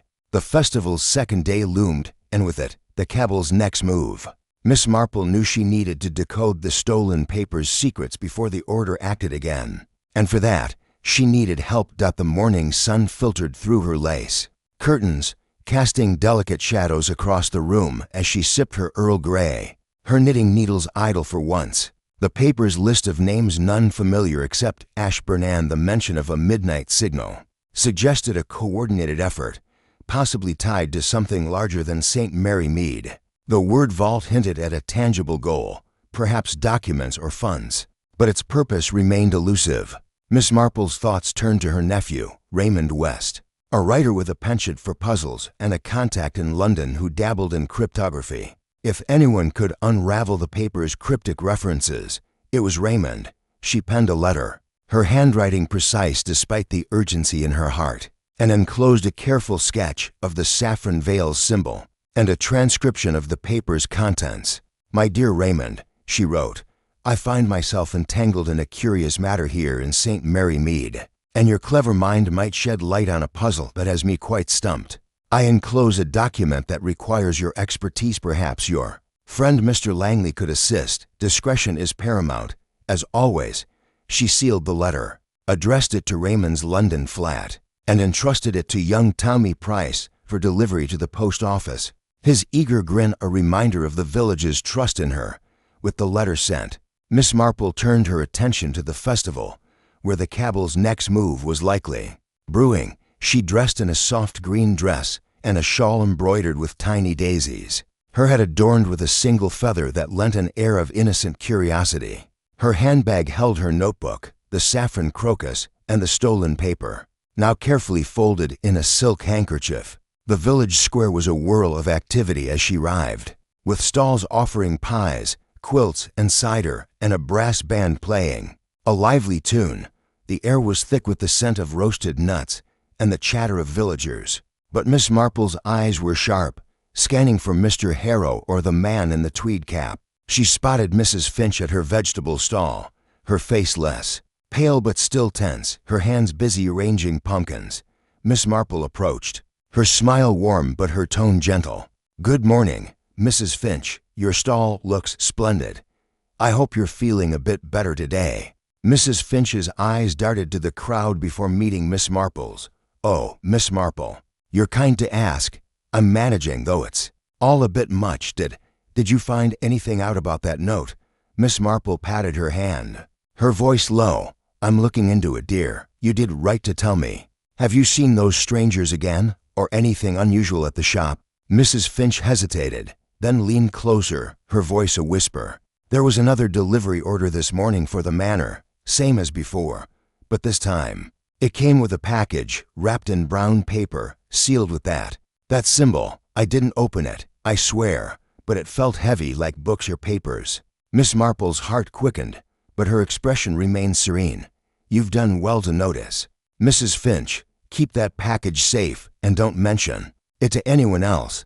I'll see what I can do." As she moved away, her mind buzzed with the new information. A package sealed with the saffron veil's symbol, destined for Ashburn Hall, suggested the vault's contents were being amassed.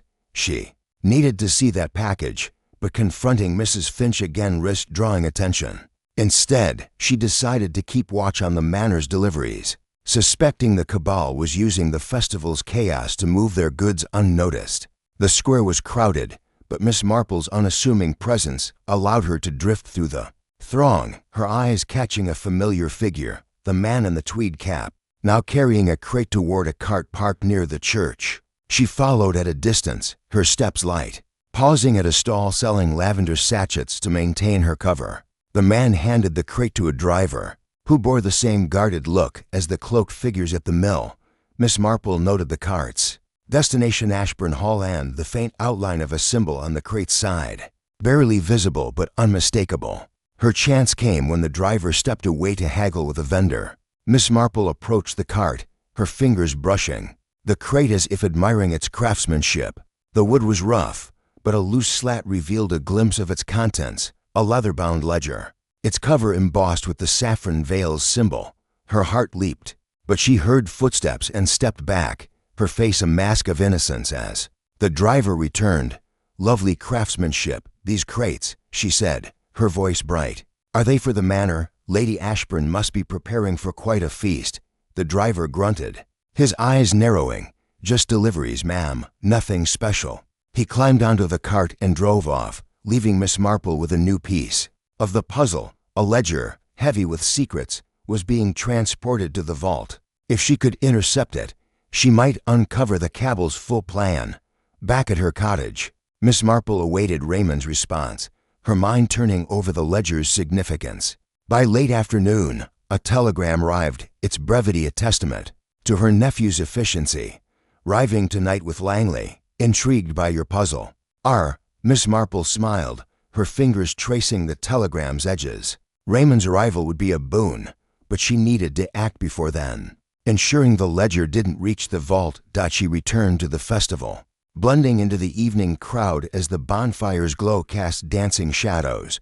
The brass band had given way to a folk singer, her voice weaving tales of old England, and Miss Marple used the distraction to approach Mrs. Finch's stall again. The grocer's wife was packing up, her movements hurried, and Miss Marple seized her moment. "Mrs. Finch," she said softly, "that package you mentioned, might I see it? It could be important, and I promise to keep it between us." Double quotes. Mrs. Finch's eyes widened, but she nodded, leading Miss Marple to the shop's back room. The package sat on a shelf, wrapped in brown paper, its wax seal bearing the saffron veil's symbol. Miss Marple's fingers itched to open it, but she knew better than to tamper with evidence. Instead, she noted its weight and size, her mind racing. "Thank you, dear. Keep it hidden for now. I'll be back." As night fell, Raymond arrived, his car rattling into the village with Mr. Langley, a bespectacled man with a nervous energy that belied his cryptographic expertise. Over tea, in Miss Marple's sitting room, she shared the stolen paper and her findings, her voice calm but urgent.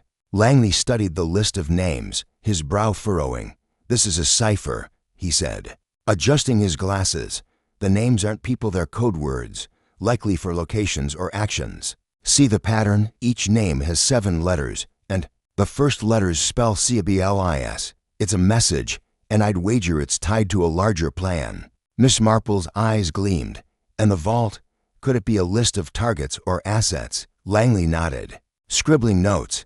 "Possibly. The reference to 12 o'clock suggests a deadline. And Ashburn is the key.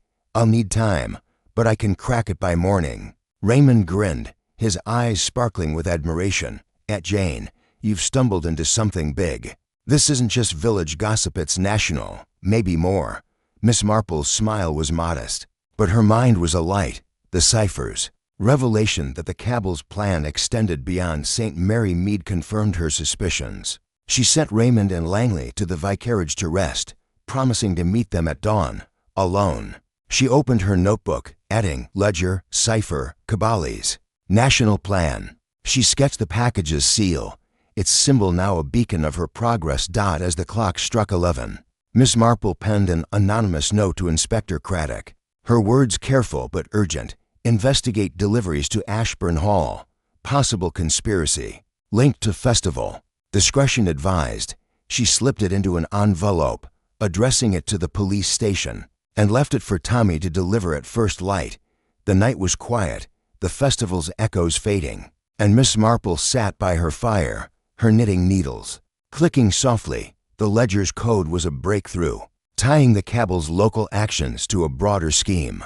She had alerted the authorities, secured Raymond's help, and protected Mrs. Finch, all without alerting the order. The festival's final day awaited, and with it, the cabal's reckoning. Miss Marple closed her notebook, the stolen paper and saffron crocus beside it, and allowed herself a moment of quiet triumph. The game was escalating, and she was ready for the next move. Chapter 8. The festival's Facadeth final day of the Harvest Festival painted St. Mary Mead in a glow of amber and rose, the dawn breaking over the village with a clarity that belied the shadows. Miss Jane Marple knew were gathering. From her cottage window, she watched the square come alive, stalls draped in bunting, children darting through the crowd with toffee apples, and the scent of roasted chestnuts mingling with the crisp bite of autumn air. The festival was the heart of the village's year, a celebration of harvest and community. But for Miss Marple, it was a stage for a far darker drama. The Order of the Saffron Veil, with Mr. Harrow at its helm, planned to use the midnight fireworks as a signal for their move to a hidden vault beneath Ashburn Hall. Their scheme tied to a national election rigging plot, Mrs. Finch's frightened confession, the stolen ledger page, and the cipher decoded by her nephew Raymond's friend. Mr. Langley had confirmed the cabal's audacity. Miss Marple's anonymous tip to Inspector Craddock was a seed planted, but today, she would weave through the festival's chaos, her unassuming presence a weapon to disrupt the Order's plans. Before their signal lit the sky, she dressed with deliberate care, choosing a dove-gray dress that blended with the crowd, a shawl embroidered with delicate ferns, and a hat adorned with a single silk rose, its soft pink a nod to the festive spirit. Her handbag held her notebook, the saffron crocus from the churchyard, the stolen ledger page, and a small pair of opera glasses for discreet observation.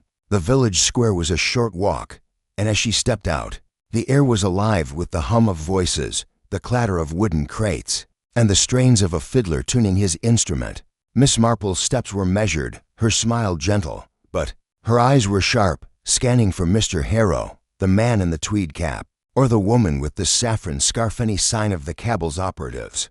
The square was a whirlwind of color and motion, with stalls offering everything from homemade jams to intricately carved pumpkins. A juggler tossed bright balls into the air, drawing gasps from a cluster of children, while a group of women arranged flowers for the judging tent, their chatter a backdrop to the festival's rhythm.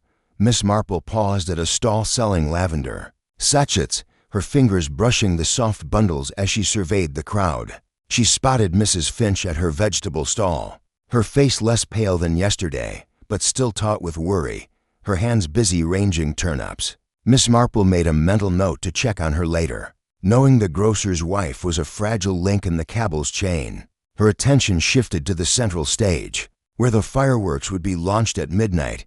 A team of men, led by Mr. Henshaw from the tea shop, was setting up the pyrotechnics, their movements efficient but hurried. Miss Marple's opera glasses caught a glint of something unusual, a small device, not a firework, tucked among the rockets. Her heart quickened. Was this the signal device mentioned at the mill? She needed a closer look, but approaching the stage risked exposure. Instead, she moved to a nearby stall selling cider, her smile disarming as she struck up a conversation with the vendor, a ruddy-faced man named Mr. Baxter. "Good morning, Mr. Baxter," she said, her voice warm. "Your cider's the talk of the festival. Are you helping with the fireworks this year? They're always such a highlight." Mr. Baxter grinned, pouring her a small sample. "Aye, Miss Marple.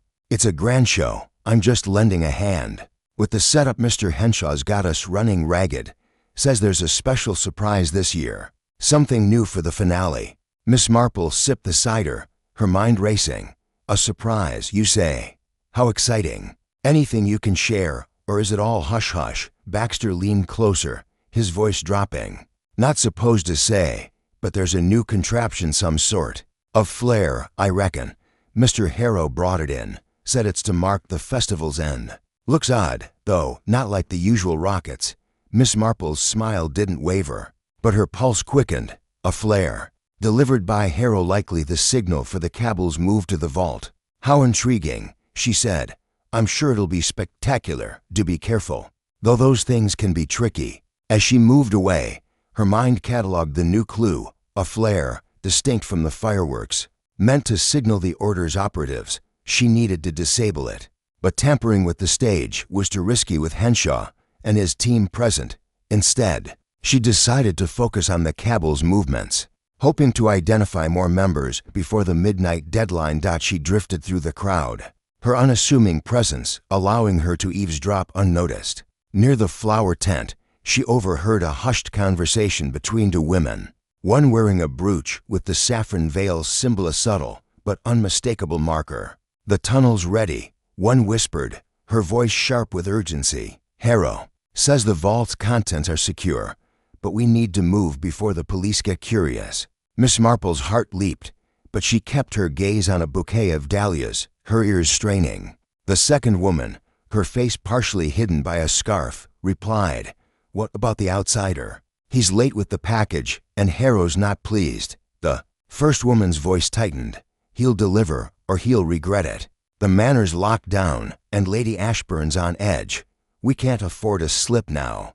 Miss Marple noted the mention of Lady Ashburn, her suspicions about the manor's mistress deepening. Was she a mastermind or a pawn? The reference to the outsider matched the mill meeting's discussion, suggesting a hired hand outside the Order's inner circle. She moved away, her steps casual, and made her way to the churchyard, where the quiet offered a moment to think. Sitting on a bench near Eleanor Ashburn's gravestone, she opened her notebook and added, "Flare. Signal device. Tunnel ready. Lady Ashburn on edge. Outsider late." The festival's facade was crumbling, revealing the Cabal's intricate plan. Her thoughts were interrupted by a commotion near the square's edge. A cart had overturned, spilling apples across the cobblestones. Villagers rushed to help, and Miss Marple saw her chance. The man in the tweed cap, whom she'd seen with Harrow, was among the crowd, his back turned as he helped gather the apples. She moved swiftly, her fingers deft as she brushed against his coat, checking for another note or clue. Her gamble paid off. A small slip of paper fell to the ground, unnoticed in the chaos. She scooped it up, tucking it into her sleeve, and retreated to the churchyard, her heart pounding, but her expression serene. The paper was a single line, written in a hurried scrawl. "Vault key with L.A. midnight rendezvous, North Tunnel." Miss Marple's breath caught. L.A. Lady Ashburn held the key to the vault, and the North Tunnel was likely the one she'd found behind the manor's tapestry. The festival's chaos was the perfect cover for the Cabal's move, but Miss Marple was one step ahead. She needed to act, but confronting Lady Ashburn or entering the manor again was too dangerous without backup. As the afternoon waned, Miss Marple returned to the square, her eyes catching a familiar figure, Raymond, his lanky frame weaving through the crowd, Mr. Langley at his side. She met them near the cider stall, her smile warm but her voice low. "Raymond, Mr. Langley, you're a sight for sore eyes. Have you made progress with the cipher?" Langley adjusted his glasses, his excitement barely contained. "Miss Marple, it's extraordinary. The names on the ledger page are a code for constituencies' key voting districts across the country. The Cabal's planning to manipulate election results, likely through blackmail or forged documents stored in the vault. We've cracked most of it, but we need the full ledger to confirm the targets."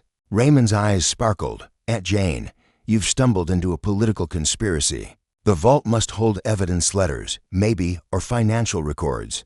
What's your next move?" Miss Marple's mind raced.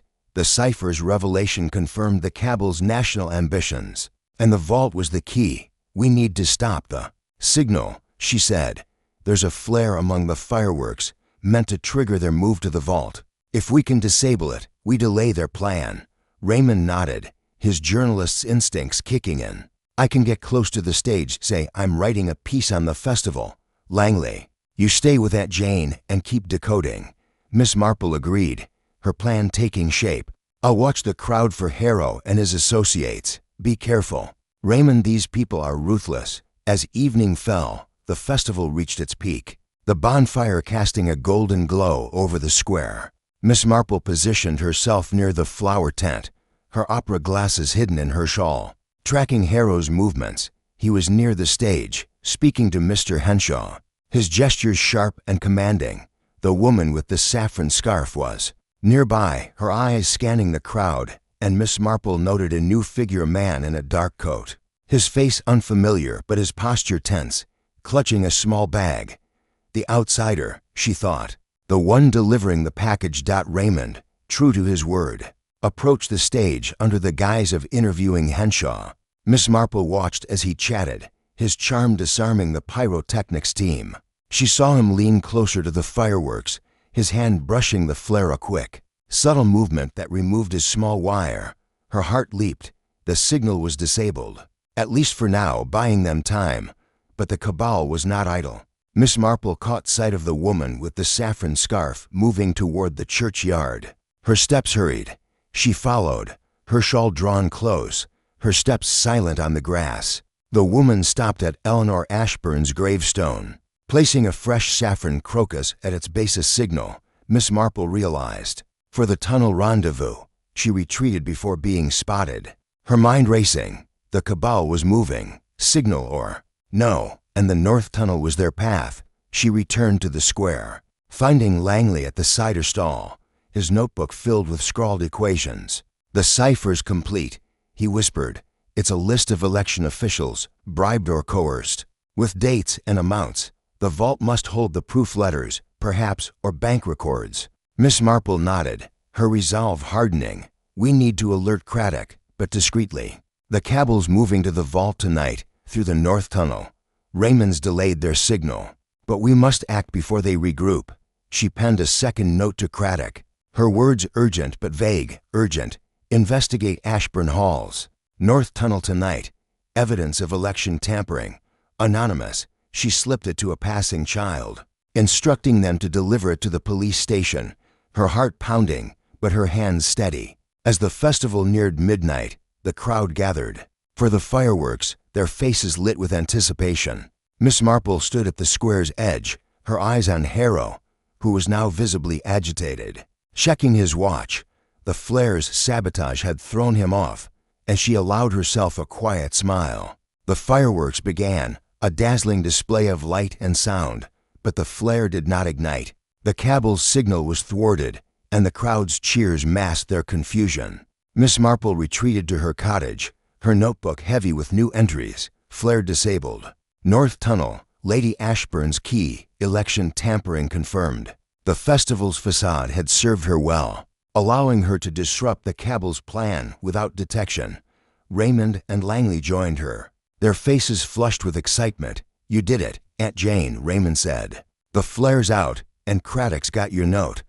"What now?" Miss Marple's smile was serene, but her eyes gleamed. "We wait for Craddock to act, but we must be ready. The Cabal's not finished, and the vault's still their goal. Tomorrow, we'll find a way to reach it." She sat by her fire, her knitting needles clicking softly, the saffron crocus and ledger page beside her. The day had been a triumph, the signal thwarted, the cipher decoded, and the police alerted. The festival's chaos had been her ally, and Miss Jane Marple was ready for the next move in this deadly game. Chapter 9. A traitor within Harvest Festival's final fireworks had faded into a starlit sky, leaving St. Mary Mead bathed in the soft glow of lanterns and the lingering scent of gunpowder. Miss Jane Marple sat in her cottage, the fire crackling low, her knitting needles still for once as she reviewed the day's triumphs. The sabotage of the Cabal's flare, orchestrated by her nephew Raymond, had disrupted their signal, delaying their move to the vault beneath Ashburn Hall. The decoded ledger page, thanks to Mr. Langley's cryptographic skills, had revealed the Order of the Saffron Veil's audacious plan to manipulate a national election through bribes and blackmail, with key evidence likely stored in the Manor's vault. Her anonymous note to Inspector Craddock had set the police on the trail, but the Cabal was far from defeated. Mr. Harrow's agitation at the festival's end, the saffron-robed woman's signal at the churchyard, and the note mentioning Lady Ashburn's key to the vault painted a picture of a conspiracy teetering on the edge of action. As dawn approached, Miss Marple knew the cabal would regroup, and she needed a new angle to stay ahead. The festival was over, but the game was far from won. The morning light filtered through her lace curtains, casting intricate patterns across the oak table where her notebook lay open, its pages dense with entries: flare disabled, North Tunnel; election tampering, Lady Ashburn's key. The saffron crocus from the churchyard and the stolen ledger page rested beside it, silent witnesses to her progress. Miss Marple sipped her tea, the bergamot's warmth steadying her nerves, and considered her next move. The cabal's reliance on secrecy was their strength, but also their vulnerability. If she could find a crack in their ranks, a dissenter, perhaps, or someone coerced like Mrs. Finch, she might unravel their plan from within. Her thoughts were interrupted by a soft knock at the door, so faint it might have been the wind. She rose, her shawl draped over her shoulders, and peered through the curtains. A figure stood in the shadows of her garden, cloaked and hooded, their face obscured. Her heart quickened, but her hands were steady as she opened the door a crack. Her voice calm but firm. "Who's there? It's rather early for visitors." The figure stepped forward, their voice a low whisper, trembling with fear. "Miss Marple, please, I need to speak with you. It's about them, the ones with the symbol." "I can't be seen." Miss Marple's eyes narrowed, but she recognized the voice, a woman, young, with a trace of the village's soft burr. She opened the door wider, gesturing to the sitting room. "Come in, quickly. You're safe here." The woman slipped inside, her cloak damp with morning dew, and lowered her hood to reveal a pale face framed by dark curls. It was Clara Henshaw, daughter of the tea shop's Mr. Henshaw, barely 20 and known for her quiet demeanor. Her eyes were wide, her hands twisting a handkerchief as she sat, glancing nervously at the windows. "Clara, my dear," Miss Marple said, her tone soothing as she poured a cup of tea. "You're shaking. Tell me what's happened. I promise to listen." Clara's voice was barely audible, her words tumbling out in a rush. "I didn't mean to get involved, Miss Marple, I swear. It started with Father. He's been helping with the festival. The fireworks, you know. But then Mr. Harrow came, said he needed someone to run errands, deliver messages. He paid well, and we needed the money. But last night, I overheard him at the tea shop after the festival. He was talking about a vault and something about an election. I saw the symbol on his papers, the same one they use. I think they're planning something awful." Miss Marple's heart leaped, but her expression remained serene, her knitting needles resuming their quiet rhythm to put Clara at ease. "You've been very brave to come to me." "Clara, what did you overhear? Every detail matters." Clara's hands trembled as she sipped the tea, her voice steadier now. "Harrow was with that woman, the one with the scarf. They were arguing in the back room. After closing, she said the flare failing was a disaster, that someone must have tampered with it. Harrow was furious, said there's a traitor in their group, someone leaking information. He mentioned a vault at the manor, and Lady Ashburn. He said she's not to be trusted, that she's wavering. I didn't understand it all, but I found this." She reached into her cloak and pulled out a folded note, its edges crumpled. Miss Marple took it, her fingers careful as she unfolded it. The saffron veil's symbol was inked at the top, and below was a scrawled message: "Meeting at dawn, North Tunnel. L.A. compromised. Secure vault before betrayal." The handwriting was hurried, not Harrow's precise script, suggesting another hand, perhaps the woman with the scarf. Miss Marple's mind raced. A traitor within the cabal, and Lady Ashburn as a weak link. This was a crack she could exploit, but it also meant the order was on edge, their plans shifting. "Clara," she said, her voice gentle, "you've done the right thing. This note is important, but you mustn't tell anyone you've been here. Can you do that?" Clara nodded, her eyes brimming with tears. "I'm scared, Miss Marple. They know someone's watching. They mentioned an old woman, said she's too curious. I think they mean you." Miss Marple's smile was wry, her heart steady despite the chill of the words. "Let them think what they like. I'm just an old spinster with a fondness for gossip. Now go home, dear, and act as if nothing's changed. I'll handle this." Clara slipped out, her cloak blending with the dawn shadows, and Miss Marple sat back, the note in her hand a burning coal of possibility. The Cabal's internal descent was a gift, but it also raised the stakes. If Lady Ashburn was wavering, she might be persuaded or coerced into revealing more. The dawn meeting at the North Tunnel was hours away, and Miss Marple needed to act before the Cabal closed ranks. She dressed for the day, choosing a navy dress and a shawl with subtle embroidery. Her hat plain but practical, its brim wide enough to shield her face. Her handbag held the new note, her notebook, and the opera glasses, now indispensable for her covert observations. She considered alerting Raymond and Langley, who were still at the vicarage, but decided against it. Their presence might draw attention. Instead, she penned a brief update to Inspector Craddock, her words vague but urgent. Dawn activity at Ashburn Hall, North Tunnel. Possible evidence of conspiracy.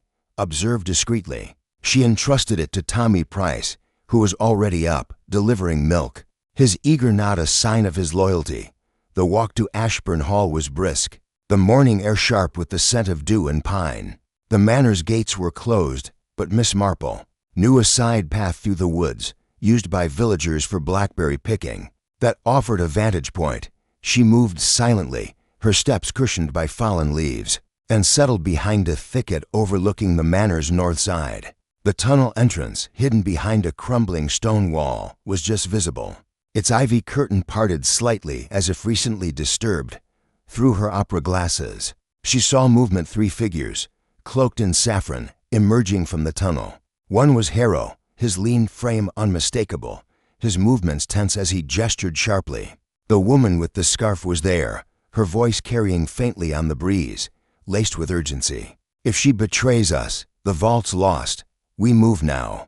Before Craddock's men show up, the third figure, a man with a limp, spoke in a low growl. The outsider's late again. If he's turned, we're finished. Miss Marple's heart pounded, but she remained still, her shawl blending with the foliage. The mention of Craddock suggested her note had reached him, but the police were not yet in sight. She needed to act, to widen the crack in the Cabal's ranks. The note's reference to Lady Ashburn's compromise was her leverage, but confronting her directly was too risky. Instead, she decided to leave a message of her own, one that would sow further discord. She tore a page from her notebook, her handwriting mimicking the note's scrawl. L.A. has spoken. Vault exposed, flee or face ruin. She folded it, weighting it with a small stone, and crept closer to the tunnel entrance, her movements silent despite the ache in her knees. As the figures retreated into the manor, she placed the note just inside the ivy, where it would be found by the next operative. It was a gamble, but one that might push the Cabal into panic, forcing a mistake. She retreated to the village, her mind buzzing with the morning's discoveries.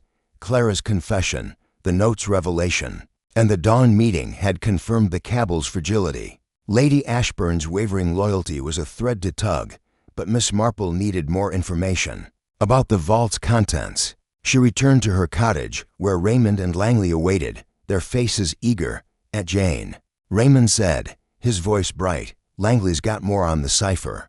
It's a list of payments to election officials, dated for next month's vote. The vault must hold the contracts or proof of funds." Langley nodded, his glasses glinting. "There's a reference to a master ledger, likely what you saw on the crate. If we can get it, we've got them." Miss Marple's smile was quiet but fierce. "Then we must reach the vault." Clara Henshaw, the tea shop girl, came to me. She's a defector, frightened but willing to help.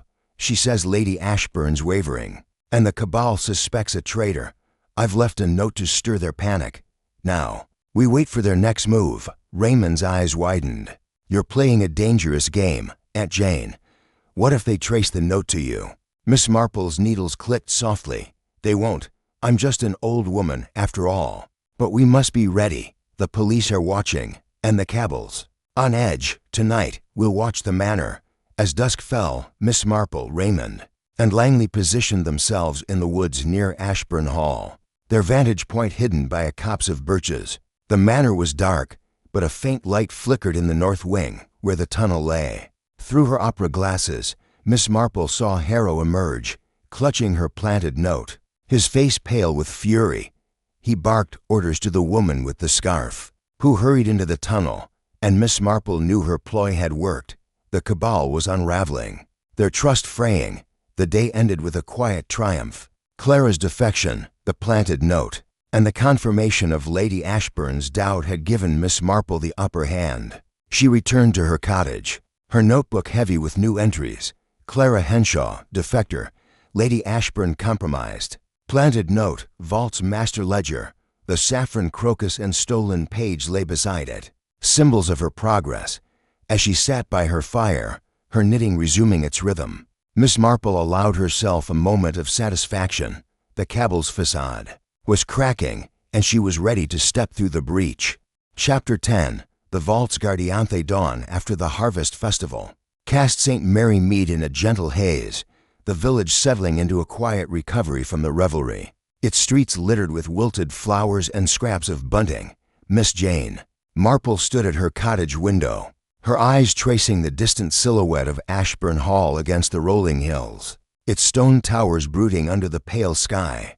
The past days had woven a tight net around the Order of the Saffron Veil, Clara Henshaw's defection, the planted note sowing discord, and the decoded ledger revealing a national election rigging scheme had given Miss Marple the upper hand.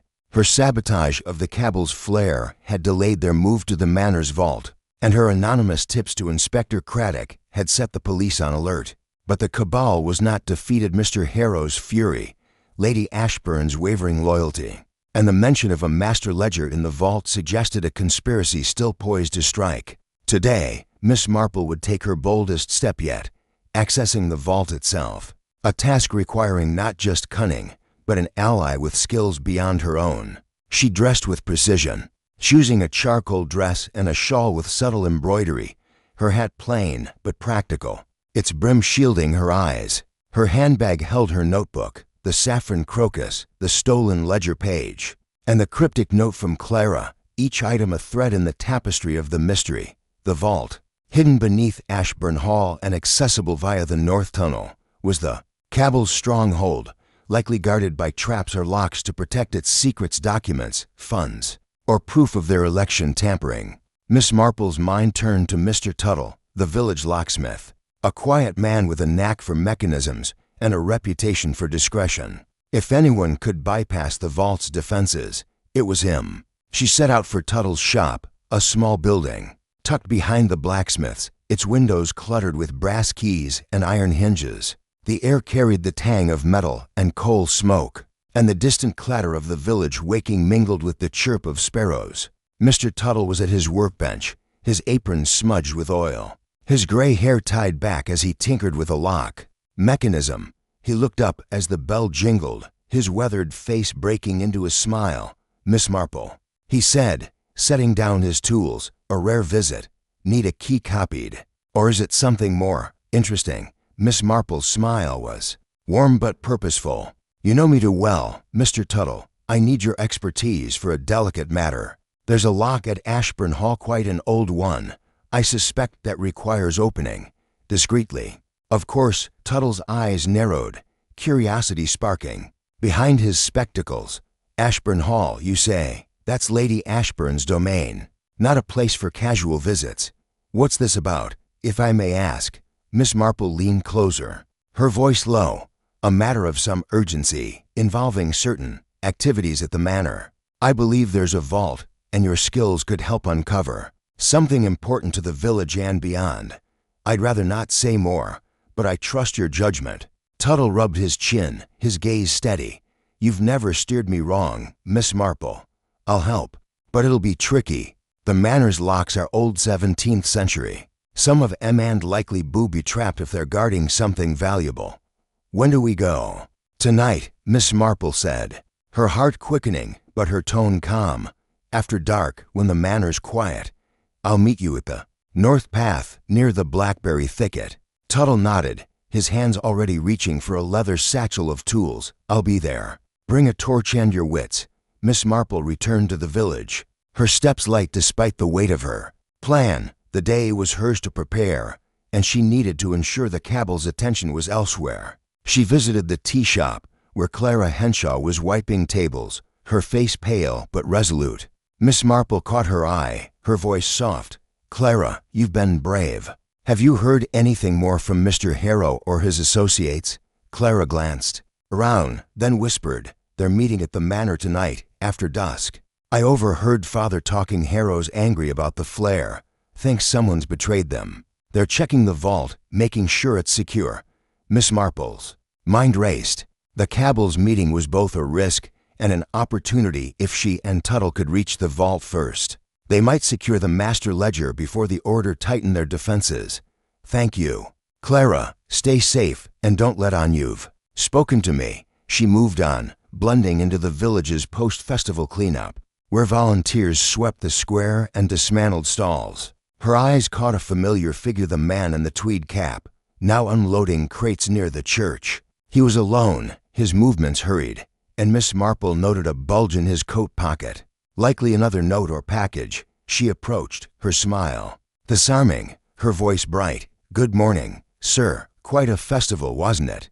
Are you helping with the cleanup?" The man started, his eyes narrowing, but he nodded gruffly. "I just lending a hand. Got work to do." Miss Marple's fingers brushed her shawl, her tone casual. "I saw you at the festival, near the stage. You seemed quite busy working for Mr. Harrow." Perhaps his face paled, and he turned away, muttering, "Don't know no Harrow. Excuse me, ma'am." He hurried off, but Miss Marple's sharp eyes caught a slip of paper falling from his pocket.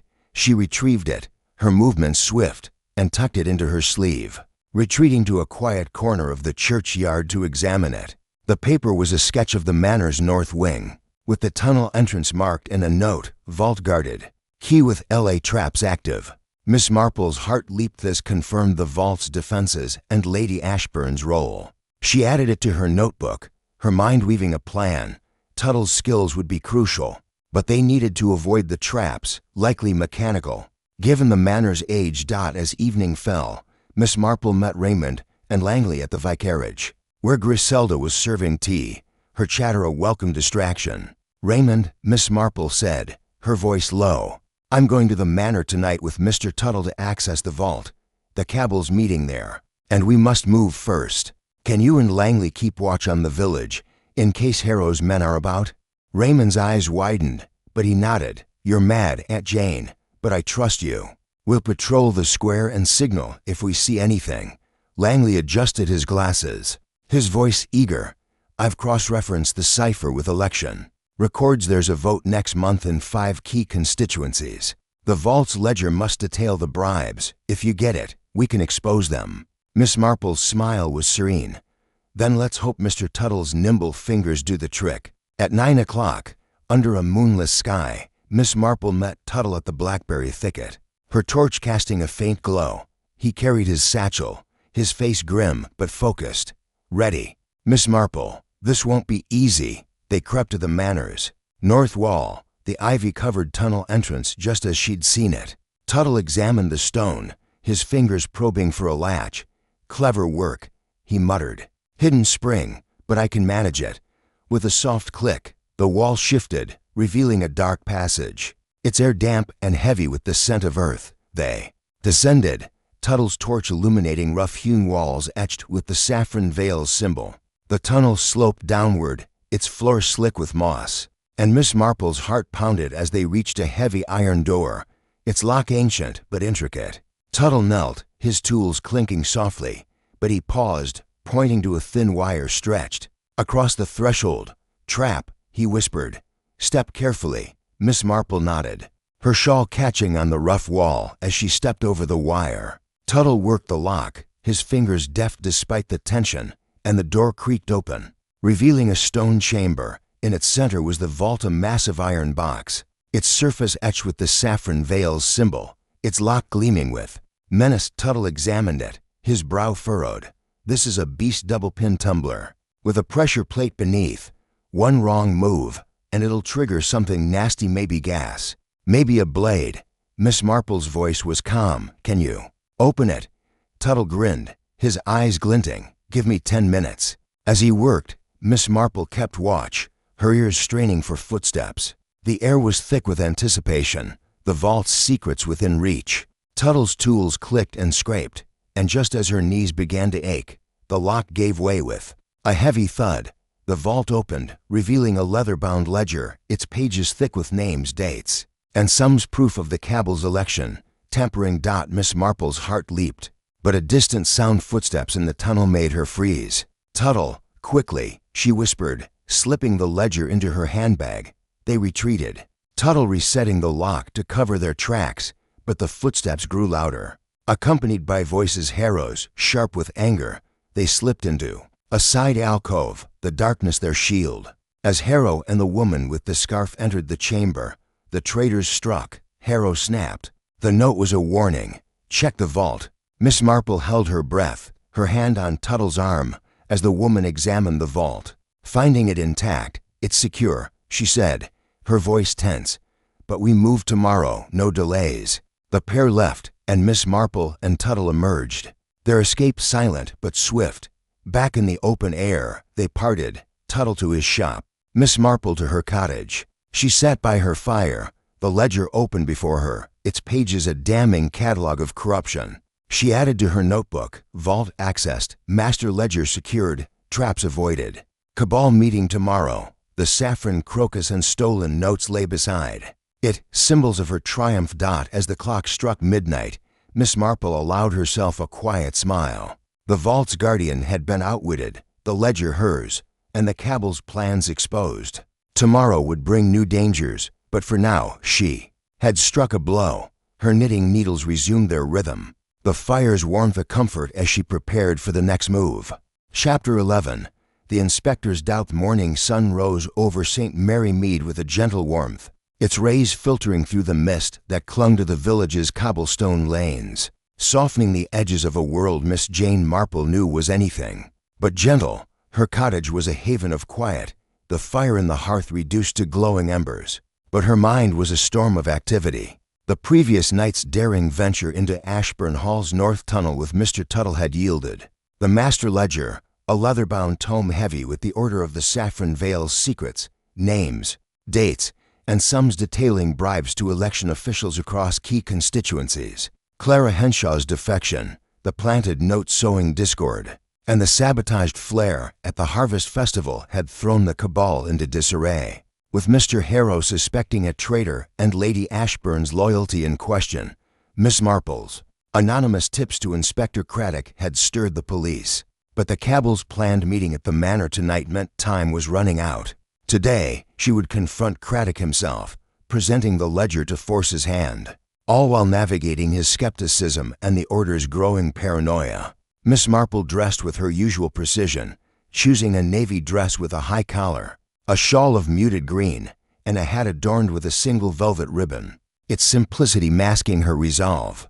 Her handbag held the master ledger, its weight a constant reminder of the stakes, along with her notebook, the saffron crocus, and the cryptic notes from Clara and the manor. The village was stirring, its post-festival calm broken by the clatter of carts clearing debris and the chatter of neighbors exchanging gossip.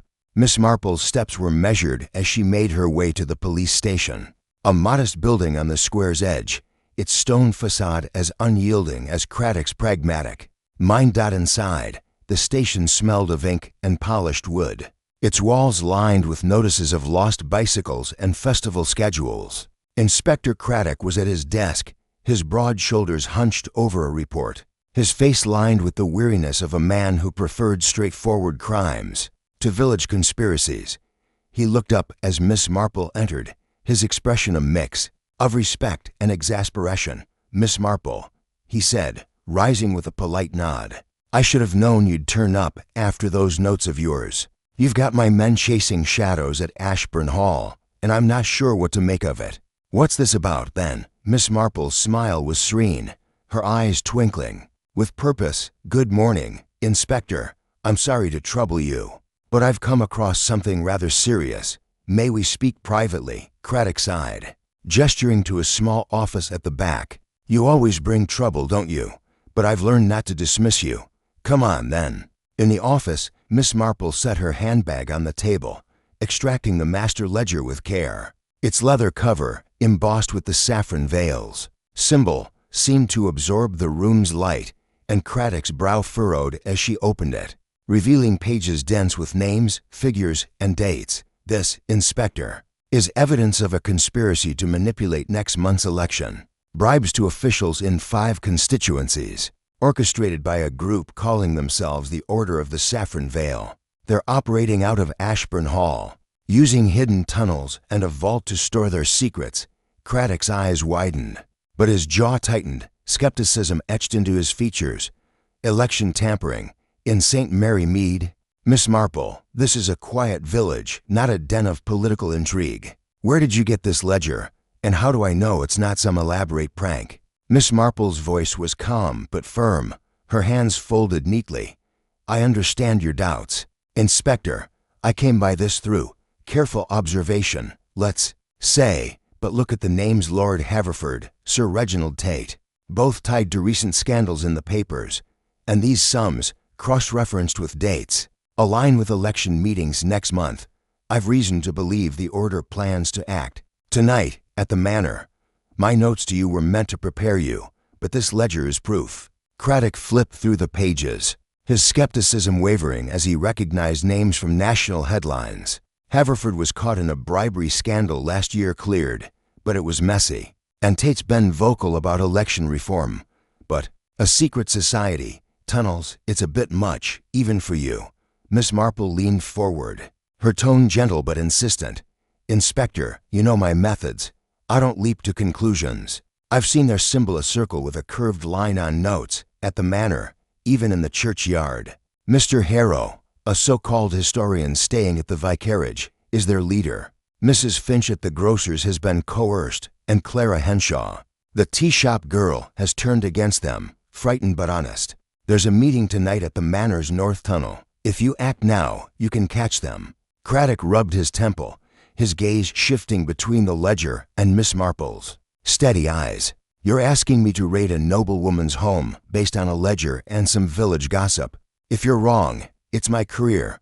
Miss Marple's smile was wry. And if I'm right, it's the country's future. Inspector, you've trusted me before. Check the ledger against those scandals: Haverford's bank records, Tate's meetings. If they match, will you act? Craddock sighed, his resolve softening. Fine. I'll have my men verify the names and dates. If there's a match, I'll send a team to the Manor tonight, discreetly.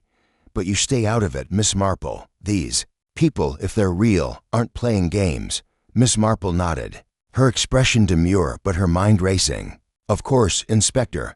I'm just an old woman with a fondness for puzzles. I'll leave the rest to you. She left the station, her heart light with the knowledge that Craddock was swayed, if not convinced. The ledger was her strongest card, but the Cabal's paranoia stirred by her planted note, and Clara's defection meant they might act rashly, exposing themselves. She needed to keep watch, ensuring the police had the chance to intervene.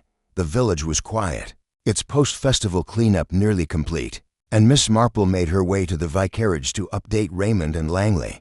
Griselda greeted her with a warm hug, her auburn curls escaping their pins. Miss Marple, you look like you've been up to something.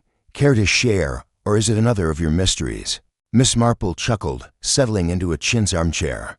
Just a chat with the inspector, my dear. Raymond, Langley, any news on the cipher? Langley adjusted his glasses, his notebook open. We've matched more names to election officials' small sums, but enough to sway votes in tight races. The ledger you got is the key, but there's a missing piece, likely another document in the vault. Raymond's eyes sparkled. Aunt Jane, you've got Craddock moving. That's a coup. What's next? Miss Marple's voice was low. The Cabal's meeting tonight at the Manor. I've convinced Craddock to investigate, but we must keep watch. Harrow's suspicious, and Lady Ashburn's loyalty is shaky. If we can spot their move, we guide the police to them. As dusk fell, Miss Marple, Raymond, and Langley took up positions in the woods near Ashburn Hall, hidden by a copse of birches. The Manor was dark, but a flicker of light in the north wing betrayed activity. Through her opera glasses, Miss Marple saw Harrow, his face taut, speaking to the woman with the saffron scarf, a third figure, Lady Ashburn herself. Her silver hair glinting stood apart, her posture rigid. They're arguing, Miss Marple whispered. Lady Ashburn's resisting. My note worked, they think she's the traitor. Raymond's voice was tense. If Craddock's men show up now, they'll catch them red-handed, as if on cue. A rustle in the underbrush signaled the police's arrival. Craddock, with 2 constables, moving silently toward the tunnel entrance. Miss Marple held her breath as Harrow and the woman disappeared into the manor, Lady Ashburn following reluctantly. The police followed, their torches flickering, and Miss Marple knew the net was tightening. She returned to her cottage, her notebook heavy with new entries, ledger presented. Craddock swayed, Lady Ashburn resisting. Police at manor. The saffron crocus and stolen notes lay beside it, symbols of her progress. As the clock struck 10, she sat by her fire, her knitting needles clicking softly, a quiet smile on her lips. The inspector's doubt had been overcome, the Cabal's meeting disrupted, and the vault's secrets were within reach. Tomorrow would bring new challenges. But for now, Miss Jane Marple had struck a decisive blow. Chapter 12. The Cabal's counter-stricketh twilight over St. Mary Mead was a delicate veil of violet and gold, the village settling into a hush after the frenetic energy of the harvest festival. The air carried the faint scent of wood smoke and damp earth, a reminder of autumn's inexorable advance. Miss Jane Marple stood at her cottage window, her eyes tracing the quiet lanes, but her mind was far from serene. The past days had woven a tight net around the Order of the Saffron Veil, Clara Henshaw's defection, the stolen master ledger revealing an election-rigging scheme, and her planted note-sowing discord had pushed the Cabal into disarray. Her daring infiltration of Ashburn Hall's vault with Mr. Tuttle had secured damning evidence, and her persuasion of Inspector Craddock had brought the police to the manor's north tunnel, where they nearly caught Mr. Harrow and his saffron-robed conspirators. Yet the Cabal was not defeated. Lady Ashburn's wavering loyalty, Harrow's paranoia, and the looming threat of a national conspiracy meant the danger was far from over. Tonight, Miss Marple sensed the Order would strike back, and she would need every ounce of her wit to ensure their downfall and bring this perilous game to a close. She dressed with care, choosing a deep burgundy dress that blended with the evening shadows, a shawl embroidered with silver thread, and a hat with a discreet veil to shield her eyes.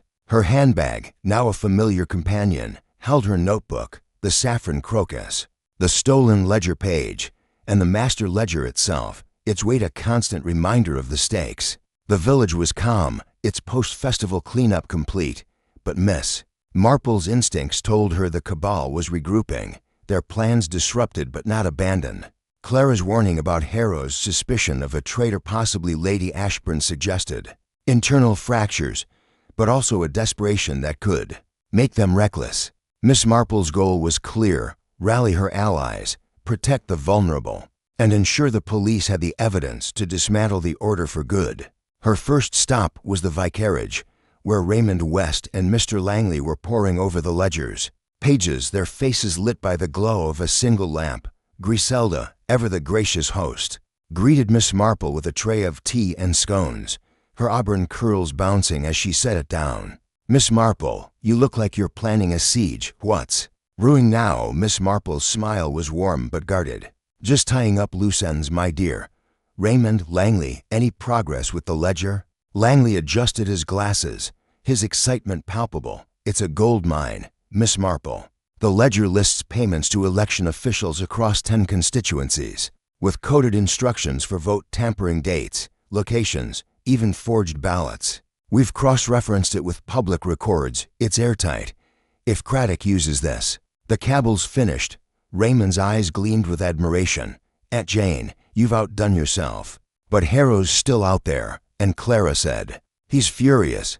What's your next move?" Miss Marple's voice was low, her words measured.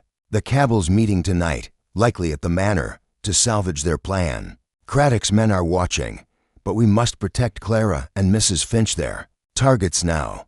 I'll visit Mrs. Finch first, then check the manor. Raymond, can you and Langley patrol the village? Watch for Harrow or his associates." Raymond nodded, his journalist's instincts kicking in. "We'll keep eyes on the square and the churchyard. Be careful, Aunt Jane, these people are cornered, and that makes them dangerous." Miss Marple left the vicarage, her steps brisk despite the ache in her knees, and made her way to Finch's grocer's.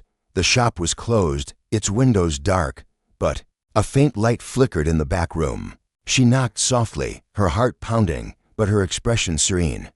Mrs. Finch opened the door, her face pale, her hands twisting a dishcloth. "Miss Marple, I wasn't expecting. Is something wrong?" Miss Marple stepped inside, her voice soothing. "I'm worried for you, dear. You've been caught up in something dangerous, and I fear they may come for you. Have you seen anyone unusual today?" Mrs. Finch's eyes widened, her voice trembling. "There was a man tall, in a dark coat, not from here. He came by this afternoon, asking about deliveries to the manor. I told him nothing, I swear. But he left a note under the door after I closed." She handed Miss Marple a crumpled paper, its wax seal bearing the saffron veil's symbol. Miss Marple unfolded it, her heart quickening. The message was stark: silence, or the shop burns. Midnight. Her mind raced. This was the Cabal's counter-strike, a direct threat to silence Mrs. Finch. "You've done well to show me this," she said, patting Mrs. Finch's hand. "Lock your doors and stay with a neighbor tonight. I'll handle this." Mrs. Finch nodded, tears brimming, and Miss Marple left, her resolve hardening. The threat to the shop was a bold move, but it also betrayed the Cabal's desperation. She needed to act before midnight, ensuring Mrs. Finch's safety and thwarting the order's retaliation. Her next stop was Clara Henshaw, who was likely in even greater danger as a defector. She found Clara at the tea shop, sweeping the floor after closing, her face drawn with fear. "Miss Marple," she whispered, glancing at the windows. "I saw that woman, the one with the scarf, watching the shop earlier. I think they know I talked." Miss Marple's tone was firm but kind. "You're brave, Clara, and you're not alone. I need you to go to the vicarage. Stay with Griselda until this is over. Tell no one where you're going. I'll deal with the rest." Clara nodded, slipping out the back, and Miss Marple made her way to the churchyard, where the quiet offered a moment to think. She sat on a bench near Eleanor Ashburn's gravestone, its saffron veil symbol stark in the moonlight, and opened her notebook, adding, "Threat to Finch's shop, Clara targeted, midnight deadline." The Cabal's counterstrike was clear: silence their witnesses before the police could act. But Miss Marple had a counter of her own. She would turn their aggression against them. She returned to her cottage, where a telegram from Inspector Craddock awaited, ledger verified. "Names match known suspects. Team at manor tonight. Stay clear." Miss Marple's heart leaped. Craddock was moving, the ledger's evidence enough to spur action. But the threat to Mrs. Finch's shop required immediate attention. She needed to draw the Cabal out, exposing them to Craddock's men. She penned a note, her handwriting mimicking the Cabal's scrawl. "Finch compromised. Meet at shop, 11 p.m. Vault at risk." She slipped it under the tea shop's door, knowing Harrow's spies would find it, and positioned herself in an alley across from Finch's grocer's, her opera glasses hidden in her shawl. The village clock struck 10, its chimes a solemn countdown. At 11, a figure in a dark coat approached the shop, his movements stealthy. Miss Marple recognized him, the outsider, the man in the tweed cap, now clutching a can of petrol. Her heart pounded, but she remained still, watching as he hesitated. Glancing at a note in his hand, her planted message. Before he could act, a second figure emerged: Harrow, his face a mask of fury, followed by the woman with the saffron scarf. "You fool," Harrow hissed. "This is a trap. The police are at the manor." Miss Marple's breath caught. Her note had worked, drawing them out, but Craddock's men were at the manor, not here. She needed to act. She stepped from the alley, her voice loud and clear. "Mr. Harrow, I believe you're lost. The police are quite interested in your activities." Harrow spun, his eyes blazing, but before he could respond, a whistle pierced the night. Craddock's constables, alerted by her earlier tip, emerging from the shadows. The outsider dropped the petrol can, bolting, but the woman with the scarf froze, her hands raised. Harrow lunged, drawing a knife, but Miss Marple stepped back, her shawl catching on a crate, and a constable tackled him, the blade clattering to the ground. Craddock appeared, his face grim but triumphant. "Miss Marple, I should have known you'd be here. We've got them, Harrow, this woman, and two more at the manor. The ledger's enough to charge them, and we're searching the vault now." Miss Marple's smile was serene. "I'm just an old woman, Inspector, helping where I can." Mrs. Finch and Clara Henshaw need protection, their witnesses. Craddock nodded, signaling his men. They'll be safe. You've done more than your share, Miss Marple. This conspiracy's bigger than I thought. National, maybe international. We'll take it from here. As the police led Harrow and the woman away, Miss Marple returned to her cottage, her heart light but her mind still turning. The Cabal's counterstrike had failed, their leaders captured, and the vault's secrets exposed. She sat by her fire, her notebook open, adding a final entry. Harrow arrested, shop threat thwarted. Vault searched, conspiracy ended. The saffron crocus, ledger page, and notes lay beside it. Relics of a battle won. The village awoke to a new day, its peace restored. Miss Marple hosted a tea party that afternoon, inviting Griselda, Raymond, Langley, Clara, and Mrs. Finch. The table was laden with scones and jam. The air filled with laughter, but Miss Marple's thoughts were quiet. The Order of the Saffron Veil was dismantled, its election rigging scheme exposed, and St. Mary Mead safe. She sipped her tea, her knitting needles clicking softly, and allowed herself a moment of triumph. The Cabal's web was unraveled, and Miss Jane Marple, with her quiet wit and unyielding resolve, had tied the final knot.